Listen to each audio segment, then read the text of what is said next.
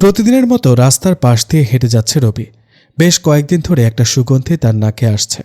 অদ্ভুত বিষয় হলো, তার সাথে থাকা রাশেদ সে সুগন্ধি নাকে পাচ্ছে না। বিষয়টা বেশ অদ্ভুত বটে। আজও রবি একই সুগন্ধি পাচ্ছে। রবি এটা নিয়ে ভাবে। তার প্রথম প্রশ্ন, এই সুগন্ধিটা কোথা থেকে আসছে? পাশে নেই কোনো ফুল গাছ, আর নেই কোনো সুগন্ধি আসার মতো কোনো জিনিস। দ্বিতীয় প্রশ্ন, সুগন্ধিটা রবি একা পায় কেন? তার সাথে থাকা কেউ এই সুগন্ধিটা কেন পায় না? পথটাতে যেতেই রবি এই সুগন্ধি পায় না, কিন্তু একটা নির্দিষ্ট জায়গায় দিয়ে এই সুগন্ধি পায়। রবির মনে ভয় ঢুকে গেল, হাঁটছে ভয় নিয়ে। ঠিক নির্দিষ্ট একটা জায়গায় গিয়ে সেই সুগন্ধি পাওয়া বন্ধ হলো। রবি চলে গেল নিজের কাজে। রাতে রবি ভাবতে ভাবতে ঘুমিয়ে গেল। হঠাৎ ঘরের ভেতরে একই সুগন্ধি পেয়ে রবি ভয়ে কেঁপে উঠল। রবি আপুকে ডাক দিল, কিন্তু আপু ঘুমে থাকায় রবির ডাক শুনতে পায়নি। রবি সুগন্ধিটা খুঁজতে চেষ্টা করছে, কিন্তু বুঝে উঠতে পারছে না সুগন্ধিটা কোথা থেকে আসছে। হঠাৎ রবি খেয়াল করল দরজার কাছে কিছু একটা দৃশ্যমান হচ্ছে। রবি ভয়ে পিছিয়ে গেল। নিজের বিছানায় বসে ভয়ার্ত চোখে দরজার দিকে তাকিয়ে আছে। রবি দেখল একটা অপরূপা দৃশ্যমান হলো। সাথে সাথে রবি অজ্ঞান হয়ে গেল। জ্ঞান ফিরতে নিজেকে অদ্ভুতভাবে আবিষ্কার করল। সাথে সকালও হয়ে গেল। কখন রাতে জ্ঞান হারিয়েছিল। হঠাৎ আপুর ডাক শুনে রবি তাড়াতাড়ি ঠিক হয়ে নিল। বাইরে গিয়ে নাস্তা করে নিল। আজ ভার্সিটিতে যেতে হবে, তাই রেডি হয়ে ভার্সিটির দিকে রওনা হলো। ভার্সিটিতে গিয়ে আনমনে রবি বসে আছে। রাশেদ আর তার বন্ধুরা রবিকে আনমনা দেখে রবির কাছে এলো। রাশেদ রবিকে বলল, আরে বন্ধু, কি হয়েছে বলবি তো? সারাক্ষণ আনমনা হয়ে বসে থাকলে হবে নাকি? রবি বলল, আমি বললেও তোরা কেউ আমার কথা বিশ্বাস করবি না। আরে বল, কি হয়েছে, বিশ্বাস করব। রবি বলল, কয়েকদিন ধরে আমি তোকে বলছিলাম যে আমি একটা অদ্ভুত সুগন্ধি পাই, কিন্তু সেটা আর কেউ পায় না। আবার একই কথা। আরে তুই যদি পাস তাহলে তোর সাথে থেকে আমি পাবো না কেন? এটা কি হতে পারে? সেটাই তো সমস্যা। তোরা কেউ সে সুগন্ধি পাস না, কিন্তু আমি পাই। সেটা নিয়ে চিন্তায় আছিস? আরে ভাই, সেটা যদি নির্দিষ্ট স্থানে পেতাম তাহলে নিজেকে কিছুটা সামলাতে পারতাম। কাল সে সুগন্ধিটা আমার বাসায়ও পেয়েছি। বলিস কি? শুধু তাই নয়, সুগন্ধি পাওয়ার পরে যখন আমি সুগন্ধির উৎস খুঁজতে যাই তখনই আমি... রবি আর কিছু বলতে পারল না, কারণ কেউ তার কানে কানে বলল, এরপর কি হলো বললে মেরে ফেলবো তোমাকে। রবি কথাটা কে বলল দেখতে পেছনে তাকালো, কিন্তু কাউকে দেখতে পেল না। রবির অদ্ভুতভাবে পেছনে তাকালো, তাই সব ফ্রেন্ড অবাক হয়ে রবিকে জিজ্ঞেস করলো, কি হলো, হঠাৎ পেছনে এভাবে তাকালি কেন? কিছু না, এমনি, চল ক্লাসে যাই। রবির কথা শুনে সবাই অবাক হয়ে গেল। তাও সবাই ক্লাসে চলে গেল। ক্লাস শেষ করে রবি আর রাশেদ বাসায় আসতে যাবে, ঠিক পথের সেই জায়গায় আসতেই রবি আবারও পরিচিত সেই সুগন্ধি পাচ্ছে। রবি জানে রাশেদকে কিছু বললে সে বিশ্বাস করবে না, তাই চুপচাপ দুজন বাসায় চলে গেল। রাতে ঘুমালে হঠাৎ বুকে ভারী কিছু অনুভব করে রবির ঘুম ভেঙে যায়। চোখ খুলে দেখে সে মেয়েটি যে দরজার কাছে দৃশ্যমান হয়েছিল। রবি মেয়েটাকে দেখে চমকে উঠল। এই, কে আপনি? আহা, ডিস্টার্ব করো না তো, একটু ঘুমাই তোমার বুকে। কি বলছেন আপনি এসব? কে আপনি? ভূত? আজীব তো, ভূত কোত্থেকে আসবে এখানে? আর আমি থাকতে ভূত প্রশ্নই আসে না। আপনি তো ভূত? এত সুন্দর মেয়েকে তোমার ভূত মনে হয়? রবি আসলে বুঝতে পারছে না কি বলবে। এদিকে রবির গায়ের সমস্ত শক্তি দিয়ে মেয়েটাকে সরানোর চেষ্টা করেও পারছে না। দম বন্ধ হয়ে যাওয়ার মতো অবস্থা রবির। উপায় না পেয়ে রবি জোরে আপু বলে চিৎকার দিল। সাথে সাথে মেয়েটা রবির বুক থেকে উঠে গেল। রবির দিকে রাগী দৃষ্টিতে তাকিয়ে রইল। এদিকে আপু রবির চিৎকার শুনে ঘুম থেকে উঠে গেল। তাড়াতাড়ি রবির রুমে আসলো। এসে দেখে রবি খুব ভয় পেয়ে বসে আছে। আপু বলল, কি হলো, এভাবে চিৎকার করলি কেন? ভয় পেয়েছিলাম। কিসের ভয়? আর কয়েকদিন ধরে দেখছি তুই অস্বাভাবিক আচরণ করছিস। কি হয়েছে বলতো? মেয়েটা মেয়েটা এখানে... আর কিছু বলতে পারল না, কারণ মেয়েটা তখনই রবিকে কানে কানে বলে গেল, বললে মেরে ফেলবো তোমার আপুকে। রবি ভয়ে চুপ হয়ে গেল। আপু জিজ্ঞেস করলো, কি হলো, কোন মেয়েটা? কিছু না, খারাপ স্বপ্ন দেখেছিলাম তাই ভয় পেয়েছি। ওকে, ঘুমিয়ে যা। রবি ভয়ে ভয়ে আবার শুয়ে পড়ল। ঘুমাতে চেষ্টা করলো, কিন্তু ঘুম যেন আসছে না। হঠাৎ কখন যে চোখ লেগে গেল তা বুঝতে পারেনি। আজানের শব্দ শুনে ঘুম ভেঙে গেলে নামাজে চলে যায়। যাওয়ার সময় আবারও সেই পরিচিত সুগন্ধিটা পায়, আবার আসার সময়ও পায়। রবিকে এবার খুব ভাবিয়ে তুলল সুগন্ধিটা। এবার সে সোজা মসজিদের হুজুরের কাছে গেল। হুজুর রবিকে একটা পরিচিত বড় মাপের হুজুরের কাছে নিয়ে গেল। রবি সব কথা খুলে বলল। রবিকে ভালো করে দেখে বড় হুজুর বলল, তোমার সামনে যে মেয়েটি দৃশ্যমান হয়েছিল সেটি সাধারণ কোনো মেয়ে নয়, তবে তোমার ক্ষতি কখনো করবে না। আমি আর কিছু বলতে পারবো না। রবি হুজুরের কথা শুনে অবাক হলেও কিছু বলতে না পেরে বাসায় চলে এলো। রাতে খেতে গিয়ে তেমন খেতে ইচ্ছা না থাকায় আবার চলে এলো। হালকা ঘুম আসতে যাবে ঠিক তখনই সে সুগন্ধি রবির নাকে আসলো। রবি ভয়ে বসে পড়ল। চারপাশে তাকিয়ে দেখে কিছুই নেই, কিন্তু ভয় তো মনের মধ্যে আছে। হঠাৎ রবি খেয়াল করল দরজার পাশে আবারও দৃশ্যমান হচ্ছে মেয়েটি। রবি আবার নিজেকে অনেক শান্ত আর শক্ত করল। যাই হয়ে যাক, এবার মেয়েটার সাথে কথা বলতেই হবে। নিজের মধ্যে এক জেদ ধরল। মেয়েটা দৃশ্যমান হয়ে রবির পাশে আসতেই, কে আপনি? বারবার আমাকে ভয় দেখান কেন?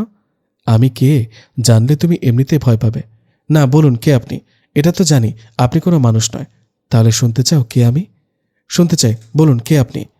আমি হলাম এক পরী। তো আমার কাছে কি চান? বারবার আমার কাছে কেন আসেন?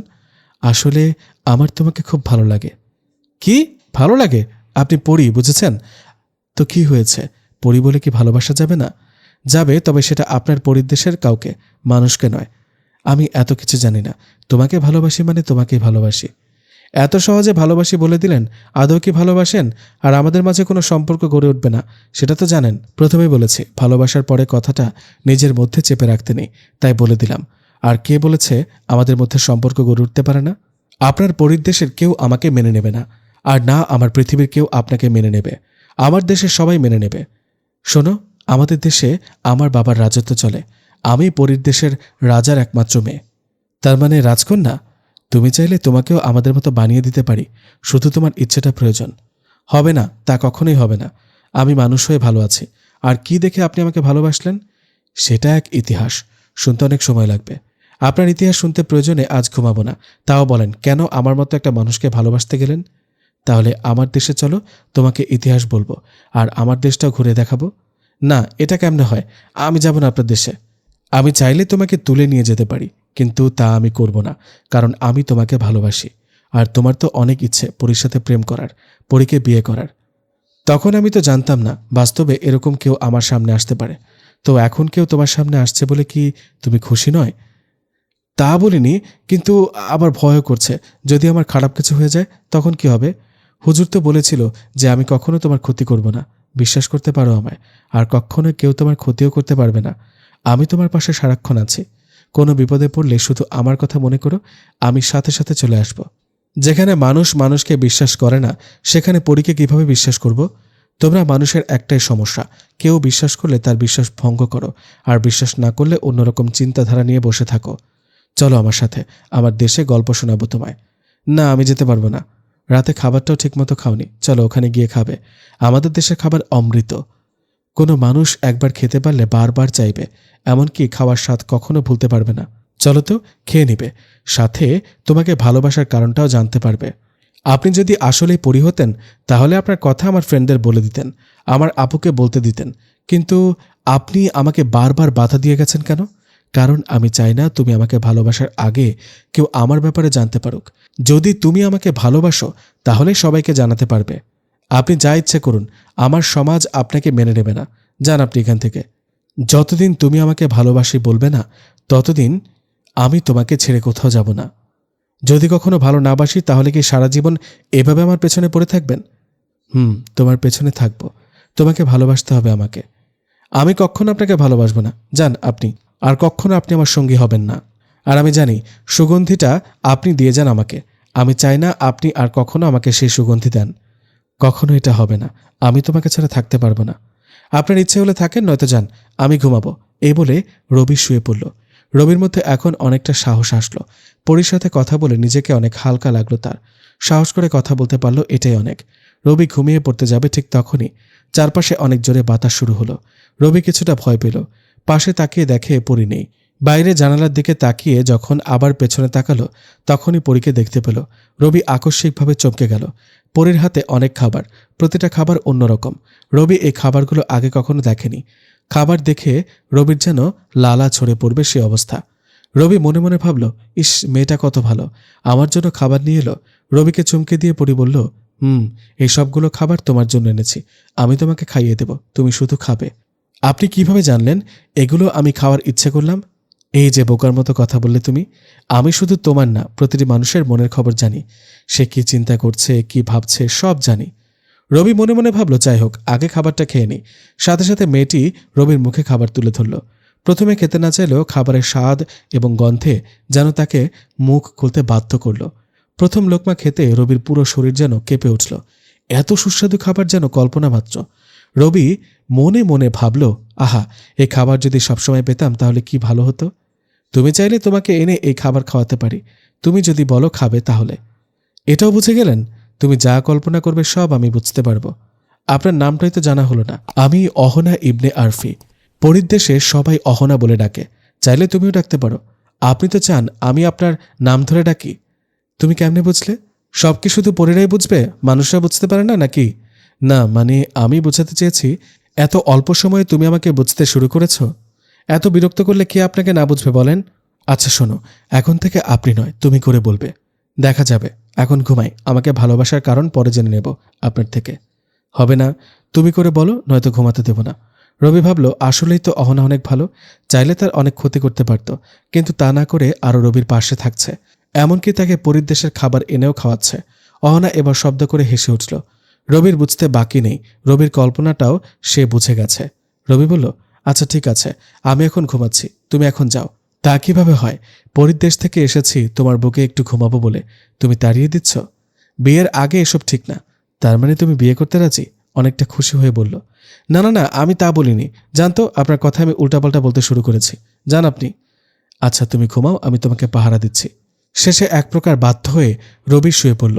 অহনা আছে নাকি চলে গেছে রবি জানে না। সকালে আপু রবিকে ডাকতে এসে দেখে রবির রুম থেকে একটা অদ্ভুত সুগন্ধি বের হচ্ছে। আপু রবিকে ডাকতে রবির ঘুম ভেঙে যায়, আর অহনাকে নিজের বুকে দেখে ভয় পেয়ে যায়।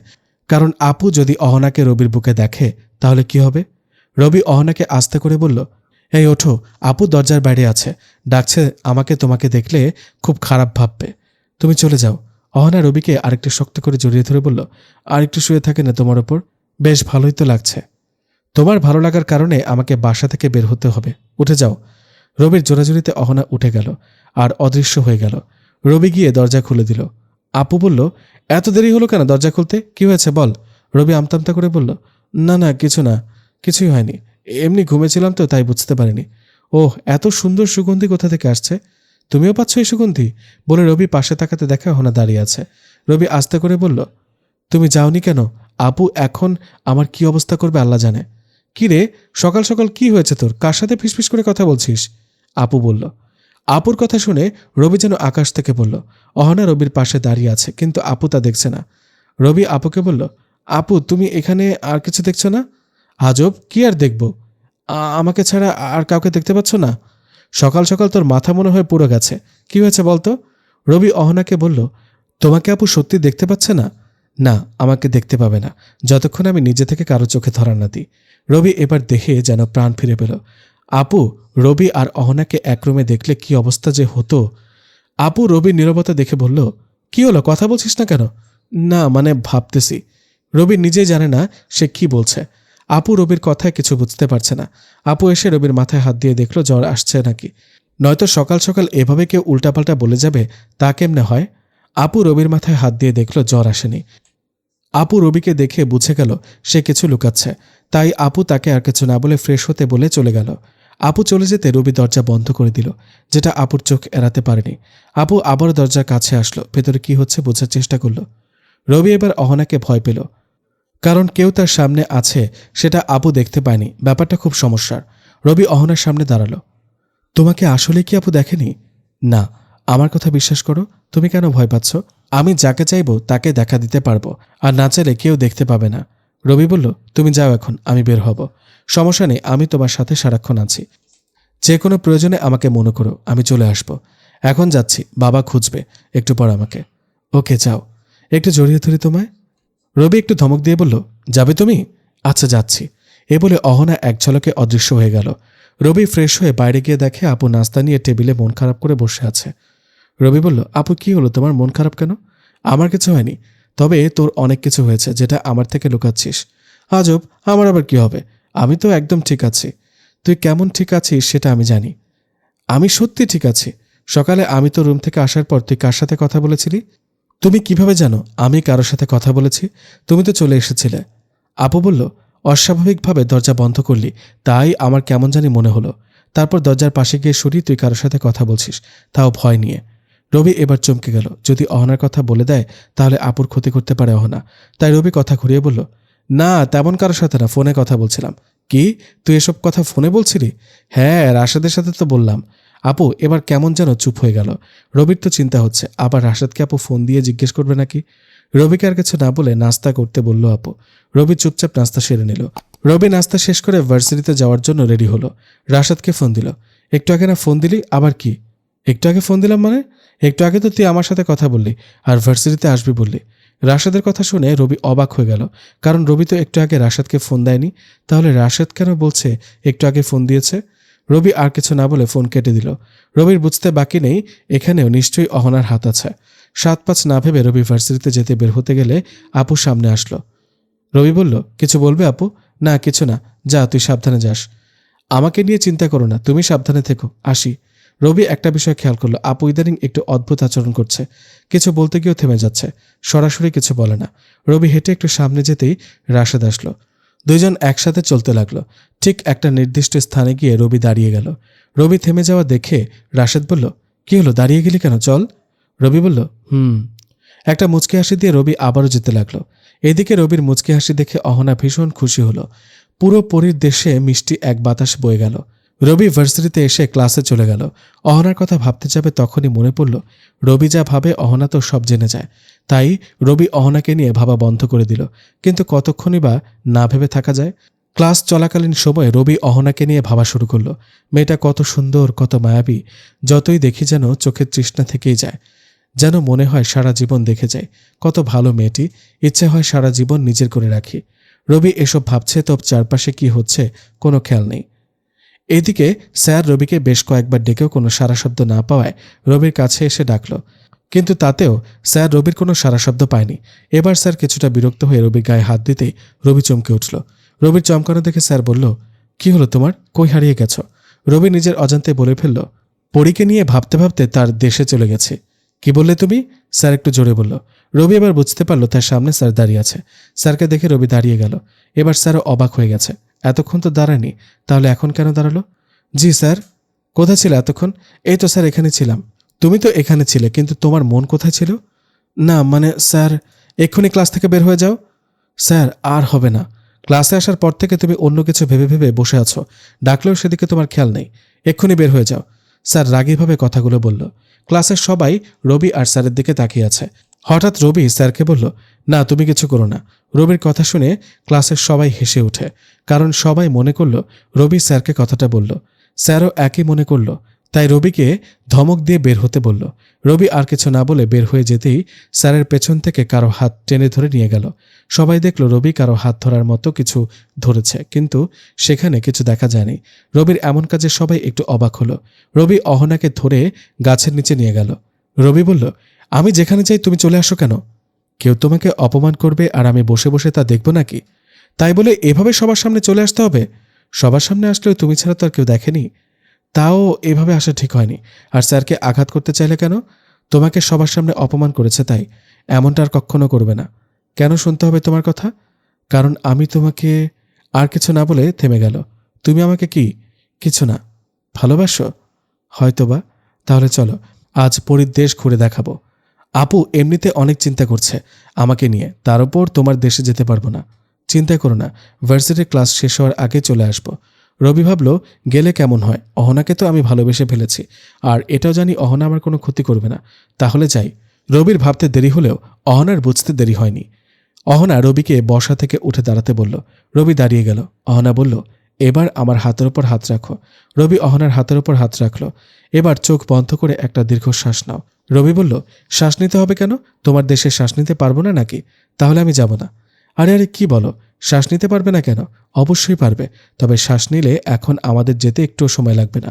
মানে তুমি চোখ বন্ধ করে যে শ্বাস নিবে সেটা ছাড়তে ছাড়তে আমরা পরীর দেশে পৌঁছে যাব, তাই বললাম। হো আচ্ছা, এক নিমিষে পৌঁছে যাব তাহলে? হ্যাঁ, চোখের পলক বন্ধ করে খুলতে যতক্ষণ লাগে ততক্ষণেই পৌঁছে যাব। তো পুরো পরীর দেশ ঘুরতে কতক্ষণ লাগবে? ওখানে অনেক ভাগ আছে। তুমি যদি শুধু আমার বাবার দেশটা ঘুরে দেখো তাহলে সময় লাগবে 1 বছর, আর পুরো পরীর দেশ ঘুরতে চাইলে তোমার সময় লাগবে প্রায় 10 বছর। কি, এত বড় দেশ পরীর? হ্যাঁ, আর একসময় আমার বাবার দেশটার রাজা হবে তুমি। মানে আমি? তুমি জানোই তো আমার বাবার আমি ছাড়া আর কোনো সন্তান নেই, আর আমার স্বামী তো ভবিষ্যৎ রাজা হবে। কেন, তুমিও তো রাজা হতে পারো। আমাদের রাজা হওয়ার নিয়ম নেই, মানে আল্লাহ নিজেই বলেছেন যে যে দেশের প্রধান কোনো নারী হবে সে দেশের কোনো উন্নতি হবে না। ও আচ্ছা, তাই তুমি রাজা হতে পারবে না? হ্যাঁ। তো তোমার বাবা কি আমাকে রাজা হিসেবে স্বীকৃতি দেবে? অবশ্যই দেবে। আচ্ছা, সেসব পরে হবে, এখন চলো আমাদের দেশ দেখে আসি। ওকে চলো। তোমার হাত দিয়ে আমার হাত ধরো, তারপর চোখ বন্ধ করে একটা শ্বাস নাও। রবি তাই করল। অহনার হাত ধরতেই রবির শরীর কেঁপে উঠল। চোখ বন্ধ করতেই বুঝতে পারল অহনা রবিকে জড়িয়ে ধরেছে। রবি শ্বাস নিল। হঠাৎ মনে হলো রকেটের থেকে দ্রুত গতিতে রবি উপরে উঠছে। চোখ খুলে দেখে অহনার বিশাল আকারের ডানা গজিয়েছে। রবি এই ডানা দেখে একটু ভয় পেল। অহনা বুঝতে পারল রবি ভয় পেয়েছে, তাই রবিকে সান্ত্বনা দিয়ে বলল, আহা, ভয় পাচ্ছ কেন? তোমার এত বড় ডানা কোথা থেকে এলো? আগে তো দেখিনি। যখন ডানা লাগবে তখন দেখতে পাবে, আর যখন ডানা লাগবে না তখন তো দেখতে পারবে না। তার মানে তোমার সারাক্ষণ ডানা থাকে? যখন লাগবে তখন ডানা মিলি, যেমন এখন। ও আচ্ছা, তা তোমাদের দেশ কোথায়? তোমার পেছন থেকে শুরু করে আমাদের দেশ। যত ভেতরে যাবে তত মুক্ত হবে। তাহলে যাওয়া যাক। চলো, তবে এখনো তুমি হাঁটতে পারবে না, আর একটু ভেতরে গেলে তবেই হাঁটতে পারবে। আচ্ছা চলো। অহনা রবিকে নিয়ে একটা অদ্ভুত গাছের গোড়ায় নামল। গাছটা যেমন অদ্ভুত তেমন সুন্দর। রবির ইচ্ছে করল গাছটা ধরে দেখতে, কিন্তু অহনা গাছটা স্পর্শ করতে নিষেধ করল। অহনা নিষেধ করল, তাই রবি গাছটি স্পর্শ করেনি। রবি সামনে তাকিয়ে দেখে অদ্ভুত সুন্দর একটা পাহাড়, একদম ছোট গাছ, আর সেখানে অনেক ফল। রবি এসব যতই দেখছে ততই অবাক হচ্ছে। হঠাৎ রবি বুঝতে পারল তার ক্ষুধা লেগেছে। অহনার দিকে তাকাতেই অহনা খাবার নিয়ে হাজির। রবি খুব ভালো করে খাবারগুলো খেয়ে নিল। চারপাশটা আরো ভালো করে কিছু সময় ঘুরে দেখল। প্রায় বিকেল হয়ে গেছে, তাই রবি অহনাকে বলল, অনেক তো সময় হলো, এতক্ষণে ভার্সিটি ছুটি হয়ে গেছে, চলো এখন যাই। মাত্রই তো আসলে, আরেকটু থেকে যাও। আরে কি বলো, পুরো দিন তো এখানে ছিলাম। আচ্ছা শোনো, তোমাকে একটা কথা বলি। তোমাদের দেশে যখন একদিন হবে, আমাদের এখানে তখন 7 দিন, মানে পুরো একটা সপ্তাহ। মানে কিভাবে সম্ভব? হ্যাঁ, এটাই। ভার্সিটি শেষ হতে হতে আমরা পুরো 1 সপ্তাহ এখানে থাকতে পারবো, আর এই পুরো সপ্তাহ তোমাকে ঘুরে দেখাবো আমাদের জগৎ। না না না, আমি এখন চলে যাব। 1 সপ্তাহ এখানে থাকতে পারবো না, বাসায় আপু ছাড়া কেউ নেই। আরে কি বলো, মাত্র 1 সপ্তাহ তো। আর বললাম না, এখানে একটা সপ্তাহ মানে তোমাদের একটা দিন। আচ্ছা 6 দিন থাকবো আমরা এখানে। আর তোমার ভার্সিটি ছুটি হওয়ার সাথে সাথে তোমাকে নিয়ে ভার্সিটিতে যাব। যেখান থেকে এখানে এসেছি সেখানেই নামবো। অহনার এত কথা শুনে রবি রাজি হয়ে গেল। পুরো 6 দিন পরীর দেশে ঘুরল। কি অপরূপ সুন্দর পরীর দেশ, তা রবি এখন বুঝতে পারছে। রবি অহনাকে বলল, আমরা এখানে আসছি 6 দিন হলো, এখানে রাত দিন কেন হয় না?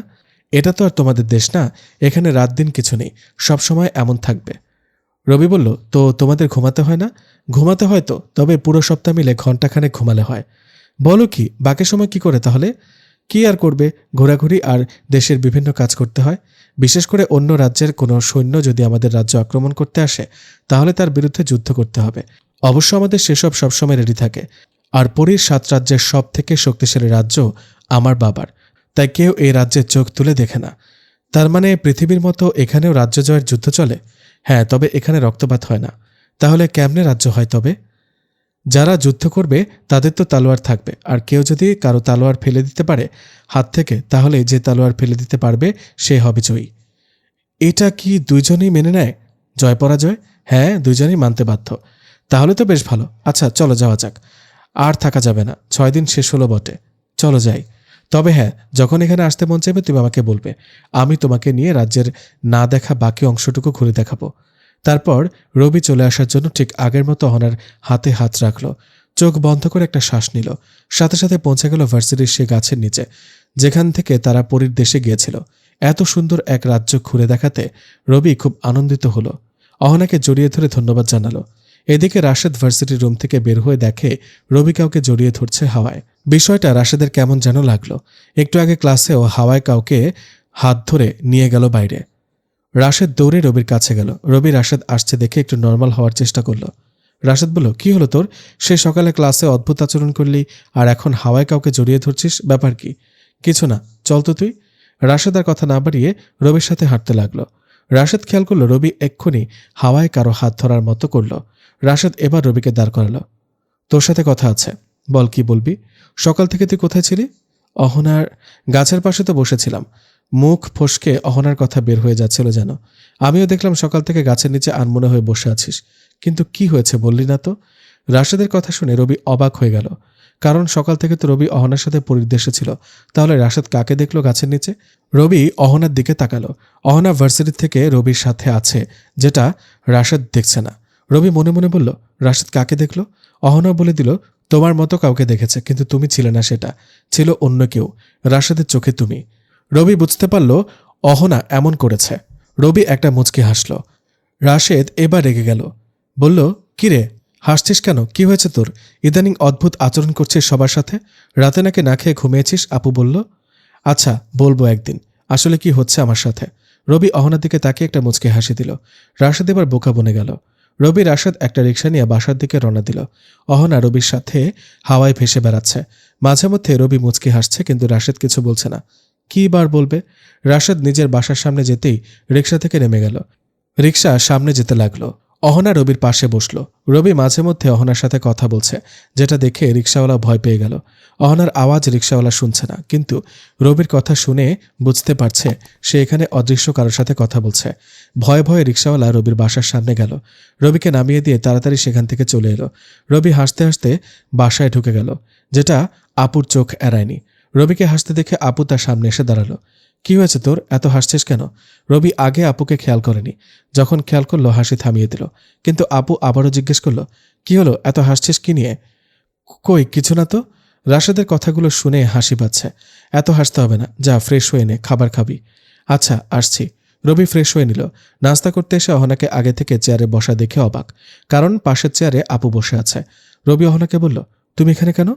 রবির কথা শুনে আপু আরো অবাক হলো। আপু বসা থেকে উঠে গেল, রবির পেছনে গিয়ে দাঁড়ালো। আপু রবির পেছন থেকে সামনে তাকিয়ে দেখছে কেউ আছে কিনা, কিন্তু আপু কিছুই দেখছে না। আপু রবির মাথায় হাত দিল। অস্বাভাবিক আচরণগুলো আপুর বেশ সন্দেহজনক মনে হচ্ছে। আপু রবির মাথায় হাত দিয়ে বুঝতে পারল শরীর ঠিকই আছে, কিন্তু অদ্ভুত আচরণ যেন করেই যাচ্ছে। আপু রবিকে বলল, তুই সামনে কাউকে দেখতে পাচ্ছিস নাকি? আপুর কথাটা বলার সাথে সাথে অহনা রবির কানে কানে না বলল। রবি আপুকে বলল, না। কাকে দেখতে পাবো? তুমি তো সামনে ছিলে। আমি ছাড়া আর কেউ ছিল? তুমি ছাড়া আর কে থাকবে? তুমি তো ছিলে। আপু বুঝতে পারে রবি কিছু লুকাচ্ছে, তাই আপু আর কথা না বলে নাস্তা করতে বলল।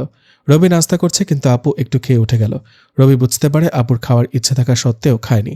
রবি পুরো খাবার না শেষ করে উঠে গেল। আপু তার দিকে তাকিয়ে রইল। রবি আপুর পাশে গিয়ে দাঁড়ালো। পুরো খাবার শেষ না করে উঠে গেলে কেন? ইচ্ছা করছে না। তুই কেন উঠে গেলি? যা খেয়ে নে। তুমি না খেয়ে থাকবে আর আমি গিয়ে খাবো, তাই না? আমার ইচ্ছে করছে না, তুই যা। আচ্ছা চলো, তোমার জন্য কিছু স্পেশাল খাবার আনবো, তোমার সামনেই করব। রবি কথাটা অহনাকে ভেবে বলল। সাথে সাথে অহনা হাজির। রবি অহনার দিকে তাকিয়ে একটা মুচকি হাসি দিল। আপু গিয়ে টেবিলে বসলো। খাওয়া শুরু করলে রবি বলল, আপু অন্যরকম কিছু খাবে? আর কিছু নাই তো, এসবই আছে। আচ্ছা তুমি চোখ বন্ধ করো, পরিদেশের খাবার আনবো এক্ষুনি। পাগলের মতো না বকে খাবার শেষ কর। আজব। বললাম তো তুমি চোখ বন্ধ করো, আমি খাবার আনবো। শুধু চোখটা বন্ধ করো। দেখ, পরিদেশ বলতে কিছু নেই, তুই অযথা পাগলামি করছিস। তাহলে পরি বলতেও কি কিছু নেই? জানি না। আপু চোখ বন্ধ করতে চাইল না, কিন্তু রবির জোরাজুরিতে আপু চোখ বন্ধ করতে বাধ্য হলো। রবি অহনাকে পরিদেশের খাবার দিতে বলল। অহনার সাথে সাথে রবির হাতে খাবার তুলে দিল। রবি আপুকে চোখ খুলতে বললে আপু চোখ খুলে হা করে রবির দিকে তাকিয়ে আছে। রবি বলল, কি অবাক হয়ে গেলে তো? এসব কি খাবার? জীবনেও দেখিনি। এগুলোই হলো পরিদেশের খাবার। মানে কি? তুই কোথা থেকে আনলি এসব? আপেল খাও, কোন গাছের তা জেনে কি লাভ? আমার জানতে হবে, বল কোথা থেকে আনলি এসব? আরে এসব খাবার এখন রেস্টুরেন্টে বানায়, সেখান থেকে আসার সময় নিয়ে আসলাম। খেয়ে দেখো, অসাধারণ। একটু মিথ্যা কথা বলল। তাহলে যে বললি পরিদেশ থেকে আনলি? তুমি তো বললে পরিদেশ বলে কিছু নেই। আমার কথায় আমাকে ফেলে দিলি। আচ্ছা সেসব বাদ দাও তো, খাবারগুলো খেয়ে দেখো কেমন। নে তুইও খা। আপু রবিকেও তুলে দিল। রবি জানে আপু প্রথম খাচ্ছে, তাই একটু খেলে রবির দিকে হাঁ করে তাকিয়ে থাকবে। আপু মুখে নিতে রবির দিকে তাকিয়ে রইল। আপু কেন জানি রবিকে সন্দেহ করছে, কিন্তু কিছু না বলে খেয়ে নিল। খাবারের অমৃত স্বাদ যার প্রশংসা না করে আপুও থাকতে পারেনি। খাওয়া শেষে রবির দিকে একটু সন্দেহজনক দৃষ্টিতে তাকিয়ে আপু নিজের রুমে চলে গেল। রবিও নিজের রুমে চলে আসলো। হঠাৎ রবির মনে হচ্ছে আপুর সাথে বারবার মিথ্যা বলা ঠিক হচ্ছে না। অহনার সাথে কথা বলতে চাইলে সে এসে হাজির। রবি বলল, আমার কথাগুলো আগে মন দিয়ে শুনবে, তারপর তুমি বলবে। ওকে বলো, কি বলবে? রবি বলল, তুমি তোমাকে ভালোবাসো তাই না? হ্যাঁ অনেক ভালোবাসি। হয়তো আমিও তোমাকে ভালোবেসে ফেলেছি। রবির কথা শেষ হতে না হতেই অহনা রবিকে জড়িয়ে ধরল, কারণ রবি এত তাড়াতাড়ি অহনাকে ভালোবাসবে তা সে বুঝতে পারেনি। রবি অহনাকে নিজের বুক থেকে ছাড়িয়ে নিয়ে আবার বলল, তুমি আমাকে ভালোবাসো আর আমিও তোমাকে ভালোবাসি। এখন আমাদের পরিবারকে এসব জানানো দরকার। তোমার পরিবার কি আমাদের ব্যাপারগুলো জানে? না। রবি বলল, আমার পরিবারও কে জানে না। আমাদের উচিত পরিবারকে জানানো। যদি মেনে না নেয় তখন কি হবে? দেখো, মানবে কিনা সেটা পরে দেখা যাবে, তবে আমি আমার পরিবারকে মানাতে পারবো। তুমি তোমার পরিবারকে মানাতে পারো কিনা দেখো। তাহলে কি এখন আমাদের কথা সবাই জেনে যাবে? হ্যাঁ, জেনে যাবে। তুমি আমার লাইফে আসার পর থেকে আমি আপুর সাথে একটার পর একটা মিথ্যা কথা বলে যাচ্ছি। আপু আমাকে নিয়ে অনেক চিন্তিত, তাই আমি আর আপুকে কোনোভাবে চিন্তায় ফেলতে চাই না। আচ্ছা, আমি কি তাহলে আপুর সামনে নিজেকে আনবো? কালকে আমি আপুর সাথে সে বিষয় নিয়ে কথা বলবো। এখন তুমি তোমার দেশে যাও। তারপর অহনা নিজের দেশে চলে গেল। রবিও বেশ চিন্তিত হয়ে গেল। আপু কি অহনাকে মেনে নেবে নাকি মানবে না? ভাবতে ভাবতে সন্ধ্যা পেরিয়ে রাত হয়ে গেল। রাতে খেতে বসে আপু কোনো কথা না বলে চুপচাপ খেয়ে নিল। রবি বুঝতে পারে খাওয়া শেষ হলে তার হাজার রকমের প্রশ্নের সম্মুখীন হতে হবে, কারণ যখন আপু চুপ থাকে তখন সব প্রশ্ন একসাথে করার জন্য চুপ থাকে। রবি খাওয়া শেষ করে যখন উঠে চলে আসতে যাবে তখনই আপু ডাক দিল। পাশের সোফায় বসতে বসতে বলল, রবি গিয়ে এখানে বসল। একটু পর নিজের কাজ শেষ করে আপু রবির পাশে এসে বসল। রবি বলল, বলো কি বলবে? মেয়েটাকে? কোন মেয়েটা? যার সাথে তুই সারাক্ষণ কথা বলিস সে মেয়েটাকে? আমি কোনো মেয়ের সাথে কথা বলি না। তাহলে কার সাথে কথা বলিস সারাক্ষণ? যখনই তোর রুমের পাশ দিয়ে যাই তোকে কারোর সাথে কথা বলতে শোনা যায়। তাহলে তুমি সব জানো? জানবো না কেন? মেয়েটাকে বল। আসলে আমি চেয়েছি কালকে তার সাথে তোমার পরিচয় করিয়ে দিব। কাল সকাল পর্যন্ত অপেক্ষা করো, তারপর সব জানতে পারবে। কাল পরিচয় করিয়ে দিবি তো? কালকে সে আসবে, তোমার সাথে পরিচয় করিয়ে দেব। ওকে, তাহলে এখন গিয়ে ঘুমিয়ে যা। আচ্ছা। রবি আর কথা না বাড়িয়ে চুপচাপ নিজের রুমে চলে গেল। তারপর ঘুমিয়ে গেল। প্রতিদিনের মতো সকালে ঘুম থেকে উঠে অহনাকে নিজের বুকে দেখতে পেল। রবি এবার অহনাকে শক্ত করে জড়িয়ে ধরল। অহনাকে উল্টিয়ে অহনার বুকের উপর শুয়ে পড়ল। রবির এমন কাজ দেখে অহনা বেশ লজ্জা পেল। চোখ বন্ধ করে ফেলল, কারণ সে ভাবছিল রবি হয়তো তার কপালে কিংবা ঠোঁটে আক্রমণ করবে। কিন্তু অহনা চোখ বন্ধ করে বুঝতে পারে রবি তার উপর থেকে উঠে গেছে। অহনা বুঝতে পারল প্রতিদিন রবি ঘুম থেকে ওঠার পরেও অহনা কিছু সময় রবির উপর শুয়ে থাকে। তাই এবার রবি অহনাকে বোকা বানিয়ে চলে গেল। রবি ফ্রেশ হয়ে এসে দেখে অহনা বসে আছে মন খারাপ করে। রবির বুঝতে বাকি নেই অহনা কেন মন খারাপ করছে। রবি গিয়ে অহনার সামনে দাঁড়াতেই অহনাও বসা থেকে দাঁড়িয়ে গেল। রবি নিজের বাহুডোরে অহনাকে আবদ্ধ করে নিল আর কপালে একটা ভালোবাসার পরশ এঁকে দিল। অহনা রবিকে শক্ত করে জড়িয়ে ধরল। একটু পর আপুর ডাক শুনে দুইজনই দুজনকে ছেড়ে দিল। রবি অহনাকে রেখে নাস্তা করতে গেল। নাস্তা শেষ করে আপু বলল, কই তোর সে মানুষটা যার সাথে পরিচয় করিয়ে দিবি বলেছিস? আপু, আসলে সে মানুষ নয়। ইয়ার্কি করিস না সকাল সকাল। আচ্ছা শোনো তাহলে, তার নাম অহনা। আমি তাকে ভালোবাসি আর তার সাথে আমার কথা হয়। সেটা তো আগেই বলতে হতো। আমি কত চিন্তা করেছি তুই জানিস? আমার কথা শেষ হয়নি। ওকে বল। আসলে তাকে যেমন আমি ভালোবাসি সেও আমাকে ভালোবাসে, কিন্তু সমস্যা হচ্ছে সে মানুষ নয়, পরী। কি? তুই পরীর সাথে প্রেম করিস? তুমি বলেছিলে পরী বলে কিছু নাই, কিন্তু আমি পরীর সাথে প্রেম করছি তো বটেই, এমনকি পরীর দেশেও ঘুরে আসছি। তোর মাথা ঠিক আছে তো? হ্যাঁ আপু, আমি সত্যি বলছি। আমি এখনও জানি না কেন সে আমাকে ভালোবাসতে গেল, কিন্তু এটা জানি সে আমাকে সত্যি ভালোবাসে। তুমি চাইলে তার সাথে কথা বলতে পারো। দেখ, পরী দেখা যায় না। দেখা যায়, তবে যাকে দেখা দিতে চায় সে শুধু দেখতে পারে, অন্য কেউ পরীকে দেখতে পায় না। তাহলে তো তার সাথে দেখা করতে হবে। তুমি বললে এক্ষুনি দেখা করতে পারো, আমি ডাকলে সে আসবে। ওকে, ডাক তাহলে, দেখি সে কেমন পরী। আপুর কথা শুনে রবি অহনাকে ডাকল। অহনা এসে হাজির। রবি অহনাকে বলল, এখন তোমার সাথে আপু কথা বলবে, তুমি আপুর সামনে যাও। আপুকে চোখ বন্ধ করতে বলো। কেন চোখ কেন বন্ধ করতে হবে? কারণ আপুর চোখের ক্ষতি হতে পারে আমাকে দৃশ্যমান হতে দেখলে। আচ্ছা বলছি। রবি আপুকে চোখ বন্ধ করতে বলল। আপু চোখ বন্ধ করল। সূর্যের আলোর ন্যায় অহনা রবির সামনে দৃশ্যমান হলো। রবি অহনাকে এই রূপে দেখে অবাক হলো। পুরো পরিদেশের রাজকন্যার মতো করে আসছে। রবি আপুকে চোখ খুলতে বললে আপু চোখ খুলে রবির দিকে তাকায়। তেমন কোনো সমস্যা হয়নি। যখন অহনার দিকে চোখ দিল সাথে সাথে আপু অজ্ঞান হয়ে গেল।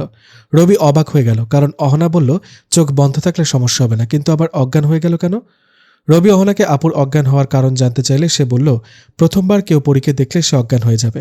রবি অহনার পুরো কথা না শুনে আপুর কাছে গেল, আপুর মুখে পানি ছিটাতে।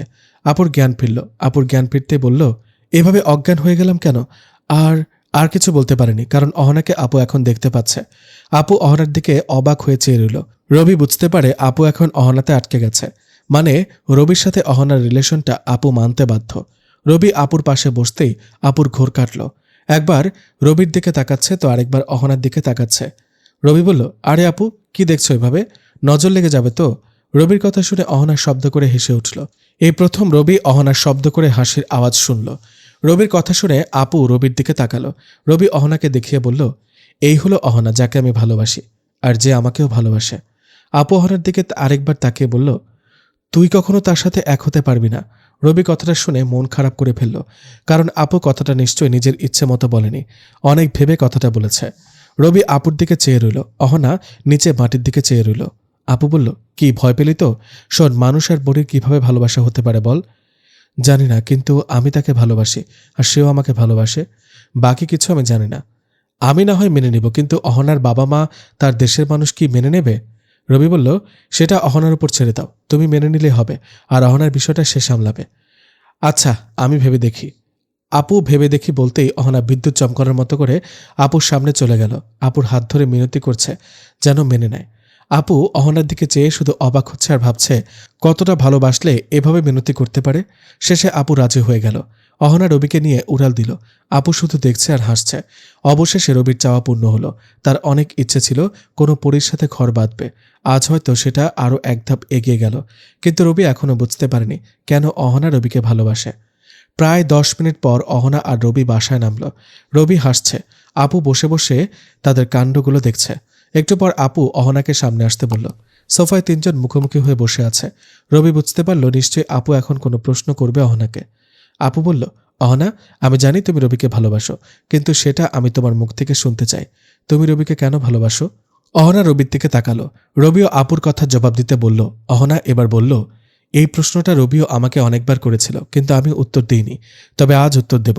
আমার অনেক ইচ্ছে ছিল একটা মানুষকে বিয়ে করব, আর আমার বরাবরই এই ইচ্ছে ছিল। একদিন বাবা মা, আমার ছোট ভাই আর আমি পৃথিবীতে আসি।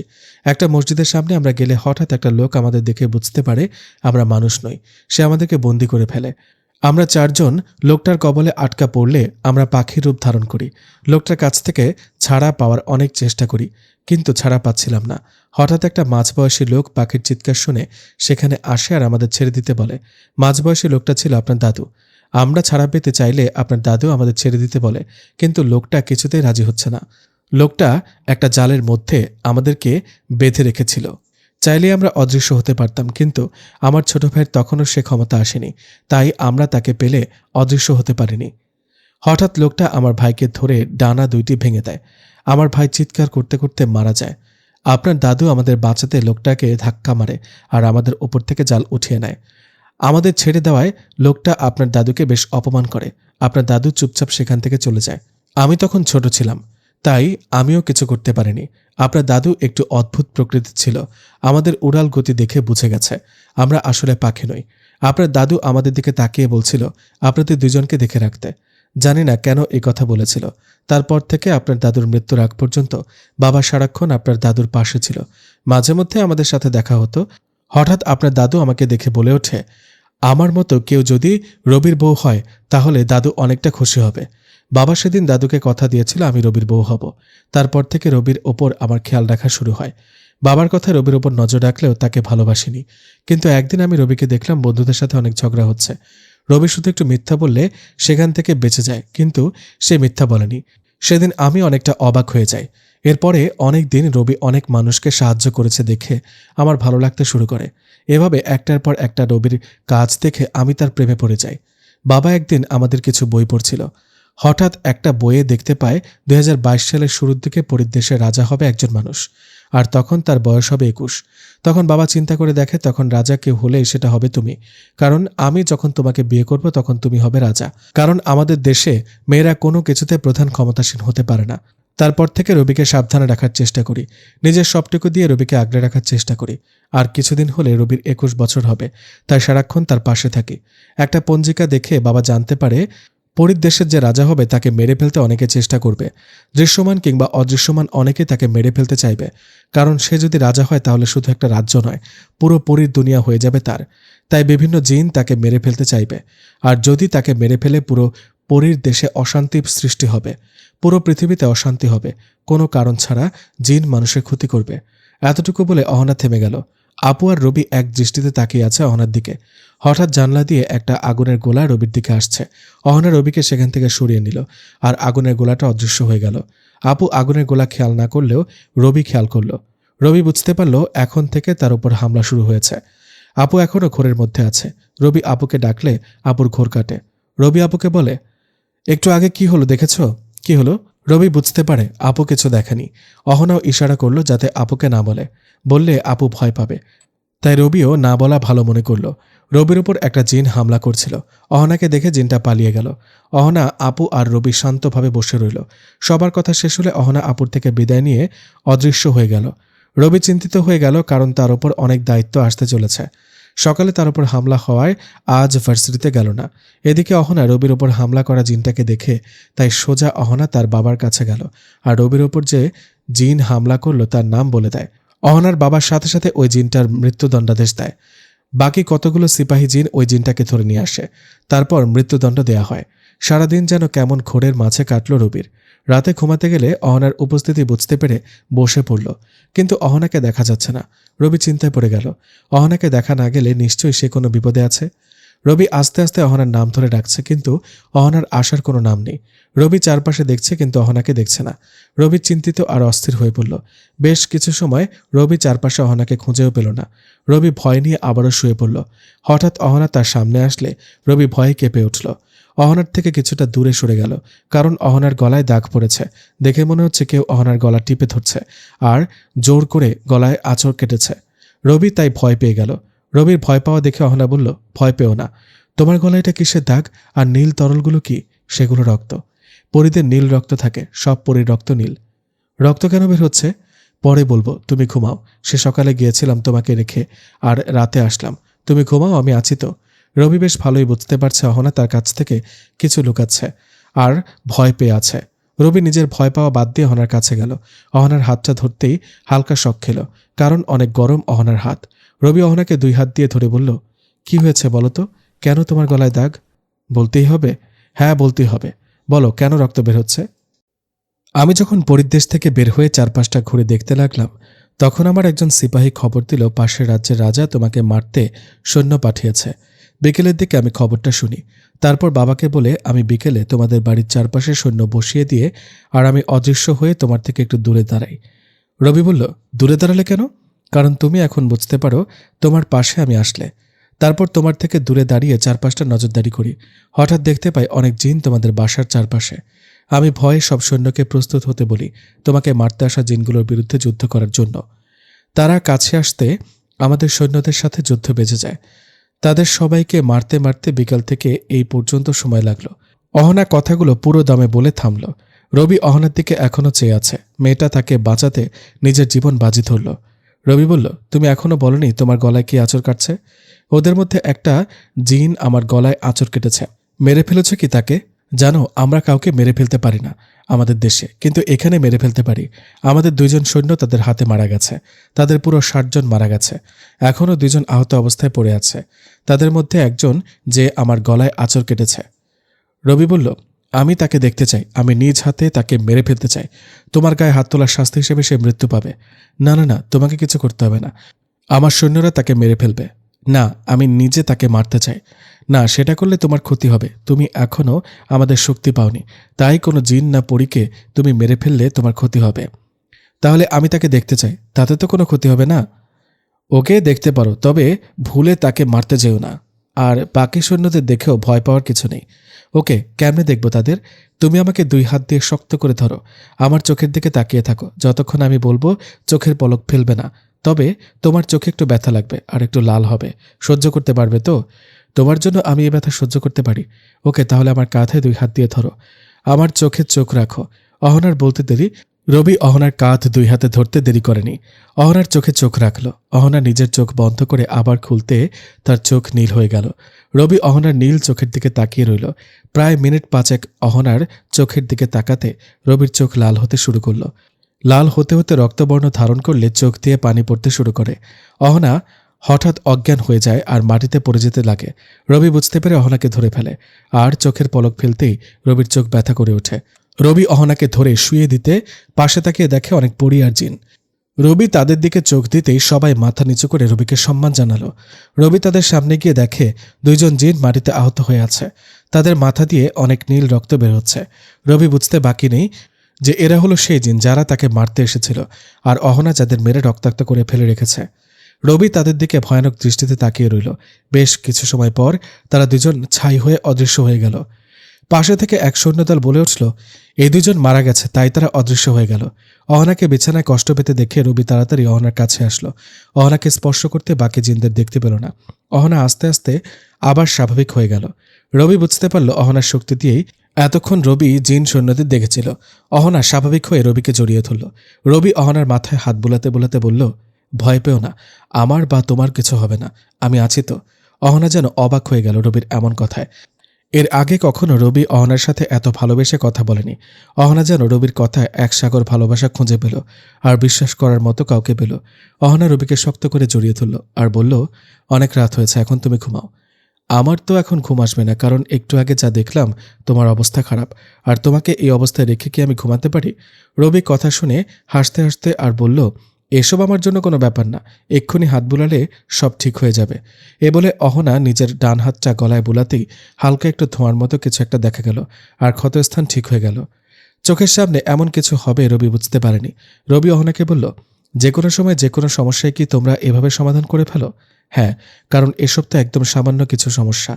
আচ্ছা ঠিক আছে, তাহলে এখন চলো ঘুমাই। অহনা রবিকে জড়িয়ে ধরে শুয়ে পড়ল। দুজনে হারিয়ে গেল ঘুমের রাজ্যে। হয়তো এখনও অহনা ঘুমায়নি, ঘুমের ভান ধরেছে, কারণ পরীরা তো তেমন ঘুমায় না। মাঝরাতে ঘুম ভেঙে গেলে চোখ খুলে দেখে অহনা তার বুকে নেই। রবি চারপাশটা ভালো করে দেখল, কিন্তু অহনাকে দেখতে পেল না। না, অহনার উপস্থিতি ছিল। রবি পুরো বাসায় অহনাকে খুঁজেও পেল না। শেষে রবি আবারও এসে শুয়ে পড়ল। সকালে ঘুম ভেঙে অহনাকে নিজের বুকে পায়। রবি অহনাকে জড়িয়ে ধরে বলে, কোথায় গিয়েছিলে তুমি? মাঝরাতে কত খুঁজেছি, কিন্তু কোথাও পাইনি তোমায়। বাবা ডাকছিল, তাই গিয়েছিলাম। আচ্ছা, তুমি তো সারাক্ষণ বাবার কথা বলো, তোমার মায়ের কথা তো কখনো বলনি। মাও আছে, কিন্তু মায়ের সাথে আমার কিছুতে মিল থাকে না, তাই মায়ের কথা বলি না। আচ্ছা, তাই নাকি? তাহলে যদি আমাকে তোমার মা মেনে না নেয় তখন কি হবে? না মানলেও কিচ্ছু হবে না, আর না মানলেও কিছু হবে না। যদি বাবা মেনে নেয় তাহলে মা কিছু বলতে পারবে না বা করতে পারবে না। আচ্ছা, তাহলে এখন উঠি, ঠিক আছে? রবি ঘুম থেকে উঠে গেল। অহনাও রবির সাথে বের হলো, কিন্তু আপুর চোখে অদৃশ্য হয়ে। নয়তো আপু জিজ্ঞেস করবে, এখনও বিয়ে হয়নি, একসাথে থাকে কেন? আরও কত কিছু জিজ্ঞেস করবে। রবি গিয়ে নাস্তা করে নিল। অহনা অদৃশ্য অবস্থায় রবির হাত ধরে বসে তার খাওয়া দেখছে। মাঝে মাঝে রবির দিকে চেয়ে হাসছে। নাস্তা শেষ করে রবি ভার্সিটিতে চলে গেল। রাশেদ তো সাথেই আছে। অর্ধেক ক্লাস করে রবি বাইরে চলে আসলো। গাছের নিচে বসে বসে ভাবছে সে দিনগুলো কেমন হতে পারে, যেদিন সে পরীর দেশে রাজা হবে। তখনই রাশেদ পেছনে এসে বসল। রবিকে ভাবতে দেখে জিজ্ঞেস করল, কিরে, কি ভাবছিস? রবি বলল, ভাবছি অহনার কথা। মুখ ফসকে রবি অহনার নাম নিয়ে ফেলল। রবির মুখে অহনার নাম শুনে রাশেদ দাঁড়িয়ে গেল আর রবিকে বলল, কি মামা, সাঁতার তো ভালোই কাটো, কখনো বলো নাই যে তোমার গার্লফ্রেন্ড আছে? না মানে তেমন কিছু না। তাই না? বল, অহনা কে? অহনা তোর ভাবি, পরি একটা, বুঝলি? হ মামা, তোমার মনে তো পরিই হবে। রবি রাশেদকে পরি বলতে অহনা রবির সামনে চলে আসলো, তবে এখন ভয় দেখানোর জন্য নয়, রবির কথার প্রমাণ দেওয়ার জন্য। রাশেদ আবারও বলে উঠল, কি মামা, অহনাতে হারিয়ে গেলি নাকি? আরে অহনা আসলে একটা পরি, তুই বুঝবি না সেসব। আগে তো বললাম তুমি প্রেমিকের কাছে তোমার প্রেমিকা পরি ছাড়া আর কিছুই হতে পারে না। আরে ভাই, সত্যি বলছি। ওকে, তোকে প্রমাণ দিচ্ছি, দাঁড়া। রবি অহনার দিকে তাকালে রাশেদকে চোখ বন্ধ করতে বলে। রবি রাশেদকে চোখ বন্ধ করতে বললে রাশেদ বলে ওঠে, কি রে, মনে হয় তোর মাথা গেছে? আমি চোখ বন্ধ করব আর তোর অহনা মানে পরি আমার সামনে দৃশ্যমান হবে, তাই তো? হ্যাঁ, সেটাই হবে। দেখ, এমন কিছু হয় না, তোর মাথা গেল মনে হয়। তুই বস, আমি যাচ্ছি। রাশেদ চলে যেতে চাইলে রবি হাত ধরে ফেলে। রাশেদ আবারও রবির পাশে বসে পড়ে। রবি রাশেদকে চোখ বন্ধ করতে জোর করতে থাকে, কিন্তু রাশেদ কিছুতে রবির কথা মানছে না। পরে রবি জোর করে রাশেদকে চোখ বন্ধ করালো। চারপাশে হালকা বাতাস যেন ধীরে ধীরে গতি বেড়ে যাচ্ছে। গাছের পাতা যেন ছিঁড়ে পড়ছে। রাশেদ গায়ের উপর হালকা বিদ্যুৎ চমকানোর আওয়াজ রাশেদের কানে বাজছে। অসময়ের রোদ এসে যেন পড়ল রাশেদের গায়ে। তখন রাশেদ চোখ খুলল। রাশেদ চোখ খুলে সামনে দেখতেই বেহুশ হয়ে গেল, কারণ এটাই প্রথম রাশেদের পরিদেখা। অহনা তো বলেছিল যে প্রথম পরীকে দেখবে সে অজ্ঞান হয়ে যাবে। রবি ব্যাগে থাকা পানি নিয়ে রাশেদের মুখে ছিটাতে রাশেদের জ্ঞান ফিরে আসলো। রাশেদ পাগলের মতো অবস্থা শুরু করে দিল। রবির হাত ধরে আছে। রবি বুঝতে পারল রাশেদ অহনাকে দেখে ভয় পেয়েছে। রবি রাশেদকে বলল, কি হলো, ভয় পাচ্ছিস কেন? ওখানে কেউ ছিল? কোনো মেয়ে? রবি বলল, এখনো আছে সে ওখানে। কি? আমি দেখছি না কেন? তুই ভয় পাচ্ছিস তাই? কে সে মেয়েটা? তোর ভাবি, মানে অহনা। মানে অহনা আসলেই পড়ি?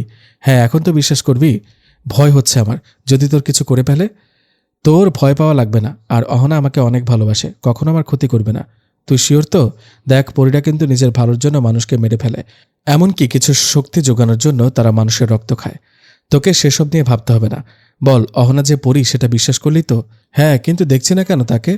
তোর ভয় কেটে গেলে দেখতে পাবি। রাশেদ অহনাকে দেখতে এবার রবির হাতে থাকা পানি খেয়ে নিল, একটা দীর্ঘ শ্বাস নিল। তারপর রবিকে বলল, দেখছি না তো পরীকে? রবি অহনাকে রাশেদের সামনে আসতে বলল। অহনা রাশেদের সামনে আসতেই রাশেদ কিছুটা পেছনে গেল, কারণ এখনও তার মধ্যে কিছুটা ভয় কাজ করছে। রবি রাশেদকে বলল, কিরে, বললি না তো আমার বউটা কেমন? রাশেদ মনে মনে ভাবল, ভয়ে আমার ঘাম বের হচ্ছে, তুই আবার জিজ্ঞেস করিস কেমন? হ্যাঁ, ভালোই সুন্দর। রাশেদের কথা শেষ হতে অহনা বলে উঠল, জানো রবি, তোমার বন্ধু কি ভাবছিল? কি ভাবছে আবার? তোমার বন্ধু ভাবছে ভয় তার ঘাম বেরোচ্ছে, তাও তুমি তাকে জিজ্ঞেস করছো আমি কেমন? রাশেদ অবাক হয়ে অহনার দিকে তাকিয়ে ভাবল, এই পরী তো মনের কথাও বলতে পারে। সাথে সাথে অহনা বলল, হ্যাঁ, আমি মনের কথাও বলতে পারি। রাশেদের বুঝতে বাকি নেই অহনা আসলেই মনের ভেতর জমে থাকা কথা বুঝতে পারে। হঠাৎ অহনা রবিকে বলল, রবি, তোমরা কথা বলো, আমি আসছি, বাবা খুঁজছে আমাকে। আচ্ছা, তুমি সাবধানে যেও। রবির থেকে বিদায় নিয়ে অহনা অদৃশ্য হয়ে গেল। রাশেদ এখনও ঘুমের মাঝে আছে, এতক্ষণ কি থেকে কি হলো তা ভাবছে। হঠাৎ রাশেদ রবিকে বলল, আচ্ছা, আমি অজ্ঞান হয়ে গিয়েছিলাম কেন? প্রথম কেউ পরী দেখলে সে অজ্ঞান হয়ে যায়, তাই তুইও অজ্ঞান হয়ে গিয়েছিলি। এটা কেমন কথা? তুইও কি আমার মতো অজ্ঞান হয়ে গেছিলি? হ্যাঁ, আমি অজ্ঞান হয়ে গিয়েছিলাম, তবে অহনাকে খুব ভালো করে দেখার পরে। চল, এখানে আর ক্লাস করে মজা পাবো না, বাসায় যাই। ওকে চল, তবে একটা কথা, অহনার কথাটা কখনো কাউকে বলবি না, এমনকি আঙ্কেল আন্টিকেও না। বললে কি হবে? বলবি না, বলেছি তো বলবি না।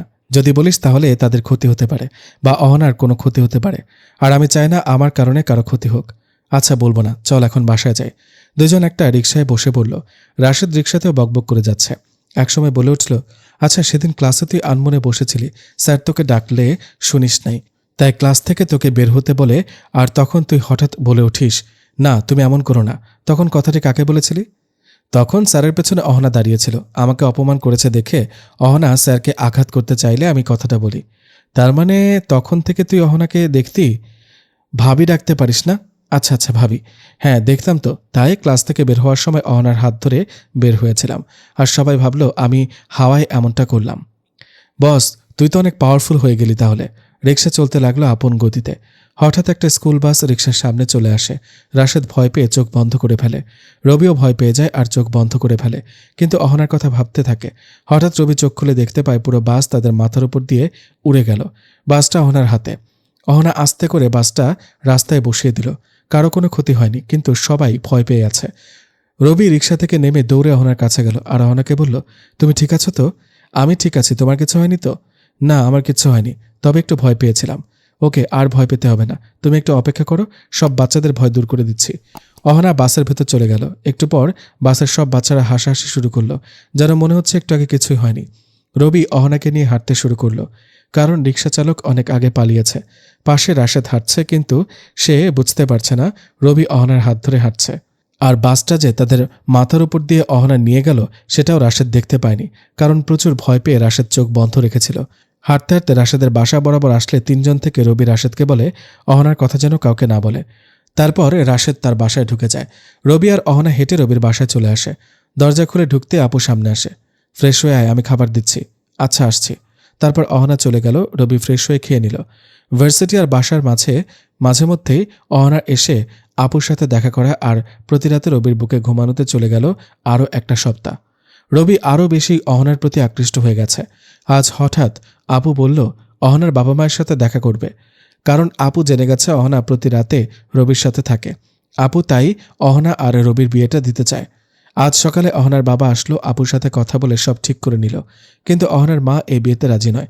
তার কারণ রবি মানুষ আর অহনা পরী। অহনার মা রাজি না হওয়ায় সবকিছু যেন অন্যরকম হয়ে গেল। পুরো সিদ্ধান্ত নিতে না পারায় অহনার বাবা মা চলে গেল, সাথে অহনাও।